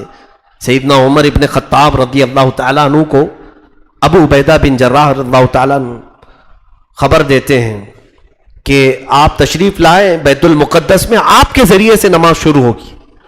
हजरत उमर चल पड़े अपने गुलाम को लेकर के, और वो भी क्या शान है अमीरुल मोमिनीन की, अदल, मसावात, इंसाफ में ऐसा कोई करके दिखाए हमें। हजरत उमर के साथ एक सवारी है, एक घोड़ा या एक खच्चर। अपने गुलाम से कहते हैं, सफर लंबा है, तुम साथ में रहोगे ये जरूरी भी है, लेकिन हम दोनों आपस में एक बात तय कर लेते हैं, 1 मील मैं बैठूंगा, 1 मील तुम बैठोगे। गुलाम के साथ कोई ऐसा मामला करता है? सैयदना उमर फारूक ने यह करके दिखाया। और 1 मील आप घोड़े पर सवार होते, उनका गुलाम रस्सी पकड़ करके चलता, 1 मील होते ही आप उतर जाते और गुलाम से कहते, अब तू बैठ, मैं रस्सी पकड़ के चलता हूं। क्योंकि खुदा का खौफ भी इतना दिल में था। इत्तेफाक देखें, जब फिलिस्तीन पहुंचे इलाके बैतुल मुक़द्दस के पास, तो लोगों को खबर हो गई थी, वहां के ईसाई सारे लोग बाहर आ गए थे अमीरुल मोमिनीन को देखने के लिए। लोग बहुत सारे उस वक्त शहर में नाम तो सुने थे अमीरुल मोमिनीन का, देखा नहीं था, सब बाहर आए। इत्तेफाक ऐसा कि उस वक्त घोड़े पर सवार होने की बारी गुलाम की थी। गुलाम बैठा हुआ था और आप रस्सी पकड़ के चल रहे थे। तो लोग जैसे ही आए, सबों ने अमीरुल मोमिनीन को पुकारा, कहा उमर जाहिर हो गए, और आपकी तारीफ में लोग बोलने लगे और उसी गुलाम की तरफ बढ़ने लगे। सारे लोग, देखा नहीं था। पीछे से एक सहाबी ने, हजरत गालिबन अबू उबैदा ने पुकार करके कहा, है लोगों, वो अमीरुल मोमिनीन नहीं जो घोड़े पर बैठा है, अमीरुल मोमिनीन तो रस्सी पकड़ करके आ रहा है। لوگوں نے کہا کیا امیر المومنین غلام کی رسی پکڑ کے بھی آتے ہیں؟ کہا یہ ایمان والوں کا امیر ہے، اس نے عدل سے پوری دنیا کو بھر دیا ہے۔ حضرت عمر فاروق رضی اللہ تعالیٰ عنہ کو اس وقت جب یہ پکارا گیا امیر المومنین، آپ کی عزت بلند ہو، آپ کی عزت بلند ہو، جیسے نعرے لگتے ہیں، آپ رونے لگ گئے، سارے لوگوں کو جمع کیا اور ایک اونچے ٹیلے پر کھڑے ہو گئے، کہا اے لوگوں آؤ میں اپنی حقیقت تمہیں آج بتا دیتا ہوں، مجھے آج تم لوگ اس حالت میں دیکھ رہے ہو، آؤ میں آج تمہیں اپنی حقیقت بتا دیتا ہوں۔ یہ اس وقت کی بات ہے جب عمر فاروق کی حکومت جانتے 36 لاکھ مربع کلومیٹر پر تھی، 36 لاکھ اسکوائر کلومیٹر پر تنہا مالک تھے آپ کا رعب و دبدبہ چلتا تھا، آپ کے احکام نافذ ہوتے تھے۔ 36 لاکھ اسکوائر کلومیٹر معمولی بات نہیں، کئی ملک اس کے اندر آتے تھے عرب کے۔ اس وقت حضرت امیر المومنین عمر ابن خطاب رو رہے ہیں اور لوگوں کو جمع کر کے کہتے ہیں سنو میری تاریخ، تم سننا چاہتے ہو میں بتاتا ہوں اپنے آپ کو۔ کہا کہ سنو، میں وہی عمر ہوں خطاب کا بیٹا، میں وہی عمر ہوں خطاب کا بیٹا جس کو بچپن میں میرا باپ بکریاں چرانے کے لیے بھیجتا تھا اور میں 2 بکریاں صحیح سنبھال نہیں پاتا، اونٹ کہا بکریاں کہا کبھی ایک بکری ادھر چلی جاتی تھی، کبھی ایک بکری ادھر چلی جاتی تھی۔ بکریوں کو ہم نے بھی دیکھا ہے، جلدی ہاتھ میں آتی نہیں، قربانی کے موقع پر بھاگ جاتے ہیں۔ حضرت عمر کہتے ہیں مجھ سے بکریاں نہیں سنبھلی جاتی تو میرے باپ خطاب مجھے اتنا مارتے تھے، کہا کہ میں نے دنیا میں میرے باپ سے زیادہ سخت دل آدمی کسی کو دیکھا ہی نہیں۔ خطاب بہت سخت دل، وہ لکڑیوں سے مارتے، ہر چیز سے مجھے مارتے تھے۔ خطاب حضرت عمر کو مارتے تھے، باپ بیٹے کو کیوں؟ بکریاں نہیں سنبھال پاتا، 2 بکریوں کو صحیح لائن میں نہیں لگا پاتا۔ حضرت عمر رونے لگے، اے لوگوں آج لاکھوں مسلمانوں کو عمر تنہا ہانک رہا ہے، یہ رسول اللہ کی برکت ہے۔ لاکھوں لوگوں کو تنہا وہ ہانک رہے ہیں، ایک راستے پر سب کو لے کر کے آئے ہیں۔ جانتے ہیں ایسے ہانک رہے تھے، ایسے ہانک رہے تھے، یہ ایسے نہیں کہ دلی میں بادشاہ بیٹھا ہوا ہے اور یہاں سب کچھ چل رہا ہے، کیونکہ بادشاہ کو کہاں خبر ہوتی ہے کیا ہو رہا ہے؟ نہیں، عمر فاروق کی عدالت ایسی نہیں تھی۔ بہت دور دراز علاقے میں ایک بار حضرت عمر سفر پر ہیں، گشت کر رہے ہیں، ایک گھر سے اندر سے آواز آ رہی ہے، ماں بیٹی 2 لوگ ہیں، ان کے گھر میں بکریاں ہوں گی، دودھ نچوڑا اور برتن میں رکھا۔ ماں کہتی ہے بیٹی سے کہ بیٹا تھوڑا سا پانی ملا دے، دودھ زیادہ ہو جائے گا اور بیچیں گے تو پیسہ آ جائے گا۔ دودھ میں پانی ملانے والے ہر زمانے میں رہے ہوں گے، تو لیٹر بڑھانے کے لیے ماں کہہ رہی تھی بیٹی سے، بیٹی کہنے لگی اماں تجھے معلوم نہیں دودھ میں پانی ملانے کی بات کر رہی ہے، جبکہ عمر کی حکومت ہے، آج عمر ابن خطاب کی خلافت کا زمانہ ہے اور تو یہ پانی دودھ میں ملانے کی بات کیسے کر رہی ہے؟ ماں ڈر گئی اور کہا نہیں پانی نہیں ملائیں گے، جبکہ رات کا وقت ہے، چھوٹا سا گھر ہے، غریبوں کا گھر، اور وہاں خوف ہے حضرت عمر کا، کس چیز میں؟ پانی ملانے میں، دودھ میں پانی ملانے سے ان کا خوف تھا حضرت عمر کا۔ یہاں تو پتہ نہیں پورے بیرل ملا دیتے ہیں، اور سامنے وہ بھی حاکموں کے سامنے نیتا لوگ کھڑے ہو کر کے ملوا دیتے ہیں، آپ ملا لو ساری چیزیں۔ میرے عزیزو، حضرت عمر کی یہ عدالت، ایسے ہانک رہے تھے آپ، تنہا ہانک رہے تھے۔ اور دوسرے دن حضرت عمر نے اس لڑکی کو بلوایا جس گھر سے یہ بات آ رہی تھی، طلب کیا، دیکھیں آپ نوازتے بھی ایسے ہی تھے، کہا کہ اس خاتون کو بلایا جائے، اس سے پوچھا کیا کل رات تمہاری ماں نے تجھے دودھ میں کچھ ملانے کے لیے کہا؟ وہ ڈر گئی، پھر اپنی اماں سے کہنے لگی کیا میں نہیں کہتی تھی کہ عمر کو سب معلوم ہو جاتا ہے، عمر کو سب معلوم ہو جائے گا۔ تو وہ خاتون سے حضرت عمر نے پوچھا کہ تو کس بات سے ڈر کر کے نہیں ملائی؟ کہا اللہ کا خوف تھا، اللہ کا ڈر تھا کہ ایسی عدالت کے زمانے میں بھی اگر میں برا کام کروں تو مولا کو کیا جواب دوں گی۔ حضرت عمر نے اپنے بیٹوں میں سے ایک بیٹے کو بلایا اور کہا مجھے یہ پسند ہے کہ میں اس کو اپنی بہو بنا لوں۔ اور اپنے ایک بیٹے کو حکم دیا نکاح کرنے کے لیے. نکاح کا معیار بھی یہ ہونا چاہیے, تقویٰ دیکھو اور گھروں میں لے آؤ بچیوں کو. یہ مت پوچھو کہ مہندی نکالنا آتا ہے کہ نہیں, اس کو کپڑے سینا آتا ہے کہ نہیں. اور پھر تو لڑکیوں کے متعلق آپ تو یہ پوچھتے ہیں نوکری کرتی ہے کہ نہیں, کتنا پڑھی ہے, گریجویٹ ہے, نوکری کرتی ہے کہ نہیں. بہت سارے نوکری پیشہ عورتوں کو تلاش کر رہا ہوں. کیوں؟ گھر میں بیٹھ کر کے ان کا کھانے کے لیے. خاتون جا کر کے کما کر کے لائے گی اور یہ میاں صاحب روٹی توڑیں گے گھر میں. عورتوں کو لانے کے لیے بھی تقویٰ کا معیار رکھو کہ جس کے اخلاق سب سے اچھے ہوں گے وہ تمہارے گھر کی آبادی کا سبب بنے گی. اور صرف مال, صرف خوبصورتی, یہی تمام چیزیں دیکھو. حضور پاک صلی اللہ علیہ وسلم نے فرمایا بھی ہے کہ ان قریب اللہ اسے فتنے میں مبتلا کرے گا. ہاں ضرور تم اچھا خاندان دیکھو, خوبصورتی بھی دیکھو, لیکن ساتھ میں اس کو اخلاق ضرور دیکھو کہ دینداری کتنی ہے, تبھی وہ تمہاری عزت کرنا بھی جانے گی. بہرحال یہ الگ مسئلہ ہے. حضرت عمر فاروق رضی اللہ تعالیٰ عنہ کی اس بات پر میں عرض کر رہا ہوں کہ وہ تنہا ایسے ہانکتے تھے کہ گھروں کے اندر موجود لوگ بھی ایک راستے پر چل رہے تھے. اور وہ حضرت عمر نے کیا کہا کہ اے لوگوں, میں خطاب کا وہی بیٹا ہوں جو 2 بکریاں ایک لائن میں نہیں لگا سکتا تھا, آج لاکھوں مسلمانوں کو ایک راستے پر لا کر کھڑا کیا ہوں. یہ برکت ہے رسول اللہ کی, یہ میرے آقا صلی اللہ علیہ وسلم سے وابستہ ہونے کی. رسول کریم صلی اللہ تعالیٰ علیہ وسلم سے جب وابستہ ہو گئے تو اللہ تعالیٰ نے ان کی قوت اور ان کی عزت, ان کی جاہ و حشمت کو بھی بڑھایا. اور اللہ نے ان کی زندگی کے ایسے نقوش اب بھی رکھے ہیں کہ عمر کا زمانہ ختم ہو کر کے 14 صدیاں ہو رہی ہیں, لیکن نام آج بھی ختم نہیں ہوا. یہ تو ہم واقعات بیان کر رہے ہیں نا. اگر میں سیاست کے معاملات پر گفتگو کروں, پوری دنیا کو سیاست کا مزاج حضرت عمر نے دیا ہے. پارلیمنٹ بنایا ہے, سب سے پہلے راستے بنانے کا کام حضرت عمر نے کیا ہے. یہ جو ہائی وے روڈ بن رہے ہیں, حضرت عمر نے یہ مثال قائم کی. اس سے پہلے تو جنگلوں سے لوگ گزرتے تھے, پہاڑوں سے گزرتے تھے, سب کے گزرنے کا ایک راستہ نہیں ہوتا تھا. لوگ چاند دیکھ کر کے چلتے تھے, ستارے دیکھ کر چلتے تھے, کہ جس کو جیسا سمجھ میں آیا وہ راستہ لے لیتا تھا. حضرت عمر نے باضابطہ روڈ بنائے اور پھر لے آؤٹ بنانے کا سسٹم. سب سے پہلے یہ جو ڈیولپمنٹ کا سسٹم ہے, پلاٹ لے کر کے گھر بنانا, کوفہ اور بصرہ حضرت عمر نے بنائے. سیدنا عمر فاروق رضی اللہ تعالیٰ عنہ نے سوسائٹی بنانے کا کام سب سے پہلے فرمایا.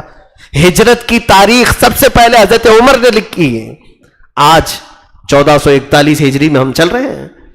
محرم کی کتنی ہو, اب یہ ہجری کتنی چل رہی ہے؟ 1441. کیونکہ اس وقت تک جو تاریخ چلتی تھی وہ دوسری تاریخیں تھی, لوگ الگ الگ تاریخ سے اپنے دن طے کرتے تھے. یہ عیسوی جو تاریخ چل رہی ہے, جو آج 2019 جو چل رہا ہے, یہ عیسوی اس کو کہتے ہیں. یہ تو پہلے سے تھی, لیکن حضرت عمر نے کہا کہ ہمارے اسلام کی اپنی ایک الگ تاریخ ہونا چاہیے. تو لوگوں نے پوچھا کہ کس دن سے شروع کریں؟ حضرت عمر نے کہا جس دن رسول اللہ ہجرت کر کے آئے اسی دن سے تاریخ ہو.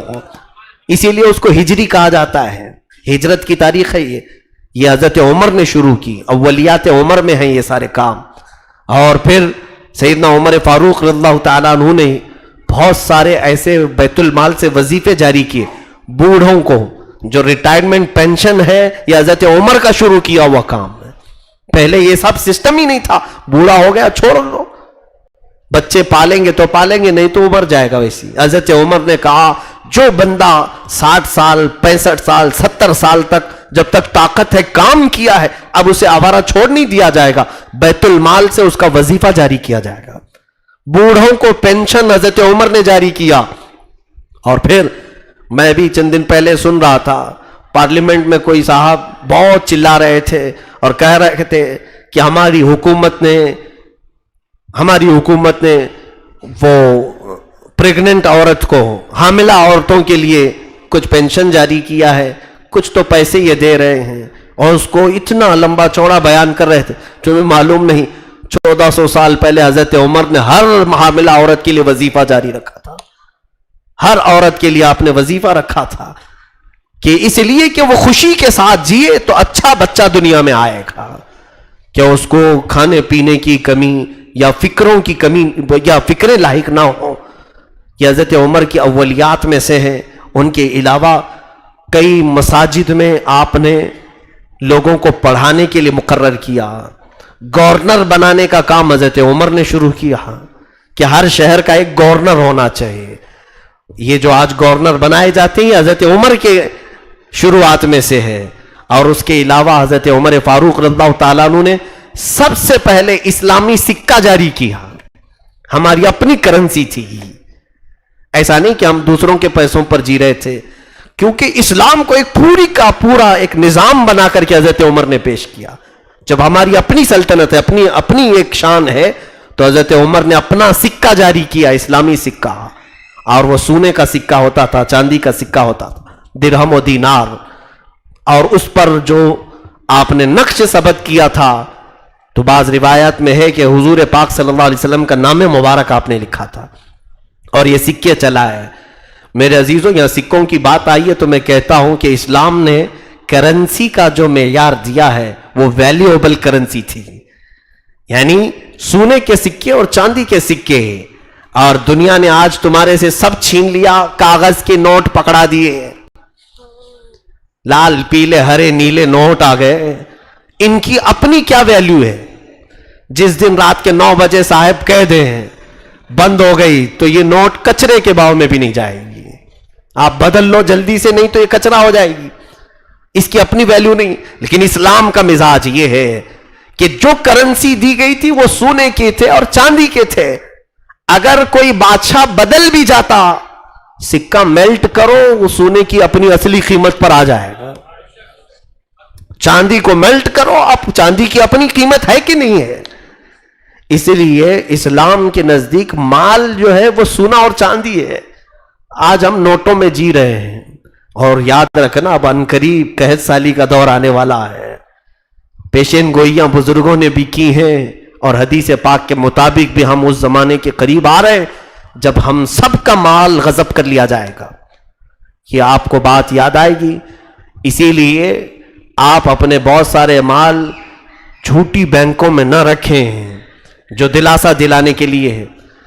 ان لوگوں کو ایسا لگے گا کہ ہم حکومت کی طرف سے فورس کر رہے ہیں کہ بینک میں جمع کرو, اور یہ کہہ رہے ہیں بینک میں نہ رکھو.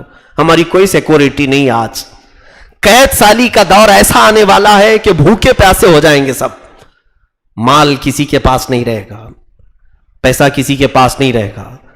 اور مجھے بات یاد آتی ہے, میں شاید سورہ فاتحہ کی تفسیر کے آخری آیت میں عرض کر چکا ہوں کہ لوگ آپس میں ایک دوسرے کا گوشت کھانے کی کوشش کریں گے. انسان کے گوشت کھانے کی کوشش کرے گا. ایسی قحط سالی کا بھی دور آئے گا. یہ ہم سے سب چیزیں چھین لی جائیں گی, ختم کر دی جائیں گی. عزیزان گرامی, اس وقت کے آنے سے پہلے آپ استغفار زیادہ کریں, توبہ زیادہ کریں, اور اللہ کی بارگاہ میں پناہ طلب کریں کہ مولا تعالیٰ اس بری نحوست اور بری نوبت آنے سے ہماری حفاظت فرمائے. تو بات یہ تھی, حضرت عمر فاروق رضی اللہ تعالیٰ عنہ نے جو سکہ جاری کیا تھا اس کی اپنی ویلیو تھی, اس کی اپنی ایک قیمت تھی. وہ سونے اور چاندی کے سکے تھے. روڈ آپ نے بنائے, بیت المال محفوظ کیا, اور مسلمانوں میں گورنر مقرر کیے, اور اس کے علاوہ باضابطہ لوگوں کی تنخواہیں بنائی, بوڑھوں کا پینشن جاری کیا, حاملاؤں کو وظیفہ جاری کیا. بہت سارے کام کرنے والوں کو ان کے ہنر اور ان کے فن کو دیکھ کر حکومت کی طرف سے انہیں کام دیا گیا. گورنمنٹ جاب جو ملتی ہے آج, یہ پہلے اس طرح کا سسٹم نہیں تھا. گورنمنٹ جاب دینے کا یہ بھی حضرت عمر کا شروع کیا ہوا کام ہے. لوگوں کو اختیار تھا اپنے اپنے کام کرو, لیکن حضرت عمر نے کہا جس کے پاس جو فن ہے وہ دکھائے, اور اسے بیت المال سے, حکومت کی طرف سے الگ سے وظیفہ دیا جائے گا. سیدنا عمر ابن خطاب رضی اللہ تعالیٰ عنہ نے پھر قوانین بنائے, پورا صحیفہ بنایا, اور سارے گورنروں کو لکھ کر کے بھیجا کہ انہی قوانین کے مطابق عمل کرے.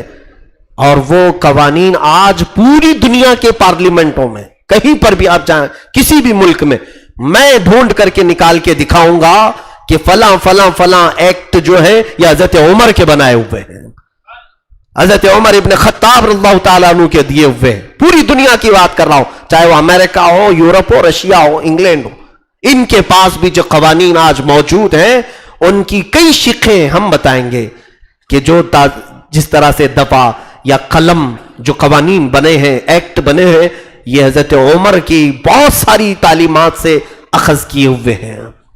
سیدنا عمر فاروق کے اتنے بڑے کام اندازہ کرو، پھر حاصل یہ نکلتا ہے کہ وہ عمر تنہا صرف ایک صحابی بن کر مدینے نہیں چلا ہے، بلکہ 14 صدیوں بعد بھی آج پوری دنیا ان کی تعلیمات سے روشناس ہے، ان کی تعلیمات سے فیض پا رہی ہے۔ آپ نے پوری دنیا کو جینے کا ڈھنگ دیا ہے، جینے کا سلیقہ سکھایا ہے۔ حضرت عمر فاروق رضی اللہ تعالیٰ عنہ نے رسول کریم صلی اللہ تعالیٰ علیہ وسلم کی محبت سے ہم سب کو جوڑا ہے۔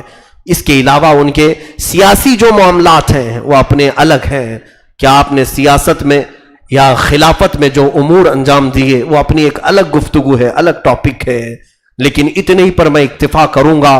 کل میری گفتگو کا خلاصہ، لب لباب، حاصل کلام یہ ہے، ان کے جو ہم غلام تھے تو خلق کے پیشوا رہے، ان سے پھرے جہاں پھرا، پھر آئی کمی وقار میں۔ رسول کریم صلی اللہ علیہ وسلم کے ہو جاؤ عزت تمہاری ہے، اور ان سے پھر جاؤ تو پھر ذلت تمہاری ہے۔ آج ٹھوکروں پر اسی بنیاد پر ہے کہ رسول کریم صلی اللہ علیہ وسلم کی تعلیمات سے دور ہوں۔ آپ حضرت عمر فاروق رضی اللہ تعالیٰ عنہ کے رعب و دبدبے کو سنتے ہیں، اتنی بات نہیں، یہ دنیا کی بات ہوئی، یہ دنیا کی بات ہوئی۔ قیصر و کسریٰ کانپ رہے ہیں، مکہ والے کانپ رہے ہیں، مدینے والے ڈر رہے ہیں، منافقین خوف کھا رہے ہیں، شیطان ڈر رہا ہے۔ یہ سب واقعات سنے۔ ایک اور آخری بات میں سنا کر کے جاتا ہوں۔ رسول کریم صلی اللہ علیہ وسلم مجلس پاک میں بیٹھے ہیں اور منکر نکیر کا ذکر چل رہا تھا، قبر میں آنے والے فرشتوں کا ذکر چل رہا تھا۔ حضور فرماتے ہیں کہ تمہارے پاس آئیں گے کہ عینانی ازرقانی، حضور نے فرمایا دو نیلی آنکھوں والے، اور ایک حدیث میں اسودانی، بہت کالی کالی آنکھ، کالے کالے چہرے والے۔ وہ فرشتوں کی صفات حضور بیان کر رہے تھے۔ قبر میں جیسے ہی تم دفن کر کے اپنے مردے کو آؤ گے، دو فرشتے آئیں گے، سخت سیاہ کالا چہرہ اور نہایت ہی نیلی آنکھیں ہوں گی، دانتوں سے وہ زمین پھاڑ کر کے آئیں گے، تم سے سخت ترین سوالات کریں گے۔ تم دنیا کو سب ختم کر کے جا چکے ہوگے، میموری پاور ختم ہو چکا ہوگا، کچھ یاد نہیں ہوگا، لیکن اس وقت وہ سوالات کریں گے، تمہارا رب کون ہے، تمہارا دین کیا ہے، تم حضور کے بارے میں کیا کہتے تھے۔ یہ سوالات سب کو معلوم ہے نا، لیکن پھر بھی ڈر ہے، سب کو معلوم ہے۔ ایسا امتحان ہے دنیا کا جس کے جوابات پہلے بتا دیے گئے ہیں، پھر بھی اس امتحان سے ڈر ہے۔ حضرت عمر اس مجلس میں بیٹھے تھے، سارے صحابہ کپ کپی میں تھے، خوف سے ڈر رہے تھے کہ قبر کا کیا ہوگا۔ رسول کریم صلی اللہ تعالیٰ علیہ وسلم نے حضرت عمر سے کہا کہ اے عمر، کیا تم نے سنا میں نے جو کہا؟ قبر میں دو فرشتے آئیں گے، کالے چہرے والے، نیلی آنکھوں والے، منکر اور نکیر، کیا جواب دو گے؟ حضرت عمر نے ایک سوال کیا، یا رسول اللہ صلی اللہ علیہ وسلم، میں آپ سے ایک چیز پوچھتا ہوں، آج جو میں آپ سے محبت کر رہا ہوں، کیا یہ میری محبت قبر میں بھی باقی رہے گی؟ حضور نے کہا ہاں عمر، مجھ سے جو محبت کرتا ہے اس کی محبت حشر تک باقی رہے گی۔ تو حضرت عمر نے کہا تب تو چھوڑ دیں یا رسول اللہ، ان کا معاملہ میں نپٹ لوں گا۔ اگر یہ محبت باقی رہے گی قبر میں بھی تو میں نپٹ لوں گا ان سے۔ بات آئی گئی، ختم ہوئی۔ حضرت عمر فاروق رضی اللہ تعالیٰ عنہ کا جب وصال ہوا، آپ کا انتقال ہوا، آپ کے بیٹے عبداللہ ابن عمر یہ فرماتے ہیں اس روایت کو، کئی دنوں کے بعد میں نے اپنے ابا کو خواب میں دیکھا۔ حضرت عمر کو انہوں نے خواب میں دیکھا، کہا کہ کیسا معاملہ ہوا آپ کے ساتھ؟ کہا اللہ نے بڑی عزت بخشی ہے، رسول کے قدموں میں جو سویا ہوں۔ کہا آپ نے کہا تھا کہ میں منکر نکیر کو دیکھ لوں گا، کیا وہ فرشتے آئے تھے قبر میں؟ آپ سے کچھ پوچھا انہوں نے؟ کہا ہاں بیٹا، مجھے دفن کر کے جب تم چلے گئے تو یہ دونوں فرشتے آئے، نیلی آنکھوں والے، کالے چہرے والے، مجھے اٹھایا۔ حضرت عمر کو اٹھایا، انہوں نے پوچھا بتا من ربو کا، تمہارا رب کون ہے؟ تو بیٹا میں نے ان سے کہا میں بعد میں بتاؤں گا، تم بتاؤ تمہارا رب کون ہے؟ حضرت عمر نے کہا میں نے ان سے خود پوچھا کہ تمہارا رب کون ہے؟ وہ روایت کے الفاظ ہیں، کہتے ہیں فَنَظَرَ إِلَى كُلٍّ مِّنْهُمَا، کہ وہ دونوں آپس میں ایک دوسرے کو دیکھنے لگے، وہ آپس میں فرشتے دیکھنے لگے کس کے پاس ہم آئے؟ پوری دنیا کو ہم نے سوال کیا اور یہ ہم سے پوچھ رہا ہے۔ تو ان میں سے ایک فرشتے نے کہا دوسرے سے کہ اس کو چھوڑ دو، یہ رسول اللہ کا ساتھی ہے، اس کو چھوڑ دو، یہ رسول اللہ کی محبت میں دنیا سے آیا ہے۔ تو فرشتوں نے کہا آپ سو جائیں، ہم دوسری ڈیوٹی پر جاتے ہیں۔ یہ روایت ہے، اللہ رب العزت نے حضرت عمر کو وہ مقام دیا تھا، دنیا میں جب تھے تب بھی اسی شان کے ساتھ تھے اور قبر میں بھی اسی شان کے ساتھ تھے، حتیٰ کہ 60 ہجری حضور کی وفات کے 50 سال کے بعد مدینے میں سیلاب آیا تھا، پانی بہت بھر گیا تھا، تو حضور صلی اللہ علیہ وسلم کے اس حجرے میں بھی پانی آیا جس میں یہ تینوں حضرات دفن ہیں۔ حضور کے حجرے میں پہلے حضور دفن ہوئے، پھر حضرت ابو بکر، پھر حضرت عمر، 3 لوگ دفن ہیں اس حجرے میں۔ اس حجرے میں بھی پانی آیا تو قبریں کھل گئی تھی، اس میں سے ایک قبر کھل گئی، پیر ظاہر ہو گیا، مدینے والے سب جمع ہو گئے۔ 60 ہجری کی بات ہے کہ رسول اللہ صلی اللہ علیہ وسلم کا پیر ظاہر ہو گیا، پیر ظاہر ہو گیا۔ وہ لوگ یہ روایت سنیں جو کہتے ہیں رسول مر کر مٹی میں مل گئے، معاذ اللہ رب العالمین۔ ظالموں، نادانوں، کون سا عقیدہ رکھتے ہو؟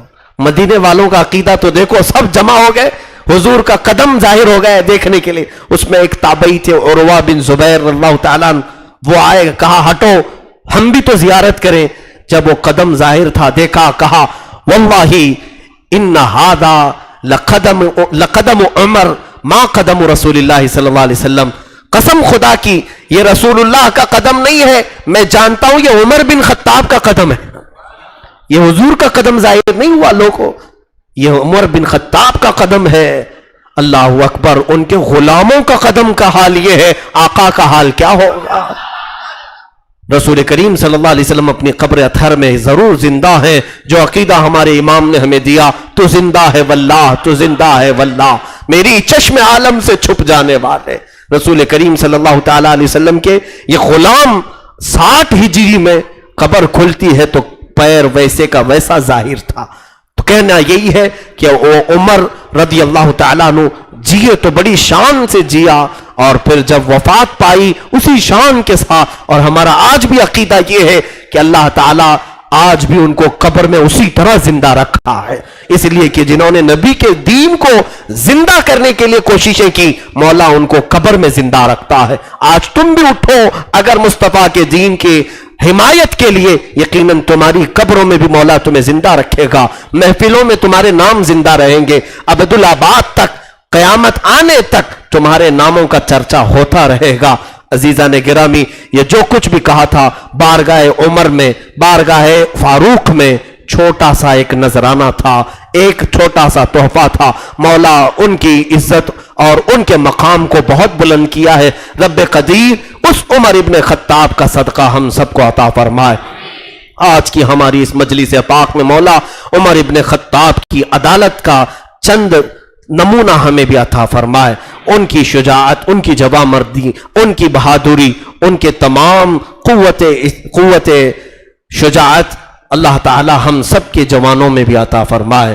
رسول کریم صلی اللہ تعالی علیہ وسلم کے اس عظیم جانثار صحابی عمر ابن خطاب رضی اللہ تعالیٰ عنہ کی حیا، عدالت اور اسلام کے لیے مر مٹنے کے جذبے ہمیں عطا فرمائے۔ اے کریم خدا ارحم الراحمین، مولا آج امت مرحومہ پھر سے کسی عمر کے انتظار میں ہے، مولا ہمیں وہ عمر جیسا کوئی ایک قائد عطا فرما جو کفار و مشرکین کو کیفر کردار تک پہنچائے، اسلام و سنیت کا بول بالا کر دے۔ اے کریم خدا ارحم الراحمین، کفر و شرک کا منہ کالا کر دے۔ ارحم الراحمین، برا چاہنے والوں کے برے منصوبوں کو تو خاک میں ملا دے۔ ہم سب کی ان محفلوں کو سدا تو قائم رکھ، جتنے سن رہے ہیں، جتنے حاضر ہیں، جتنی سامعات ہیں، عورتیں، بچے، بوڑھے، سب کو مولا اس محفل کی برکت نصیب فرما۔ وصلی اللہ تعالی علی خیر خلقی محمد وآلہ واصحابہ اجمعین، وآخر دعوانا الحمدللہ۔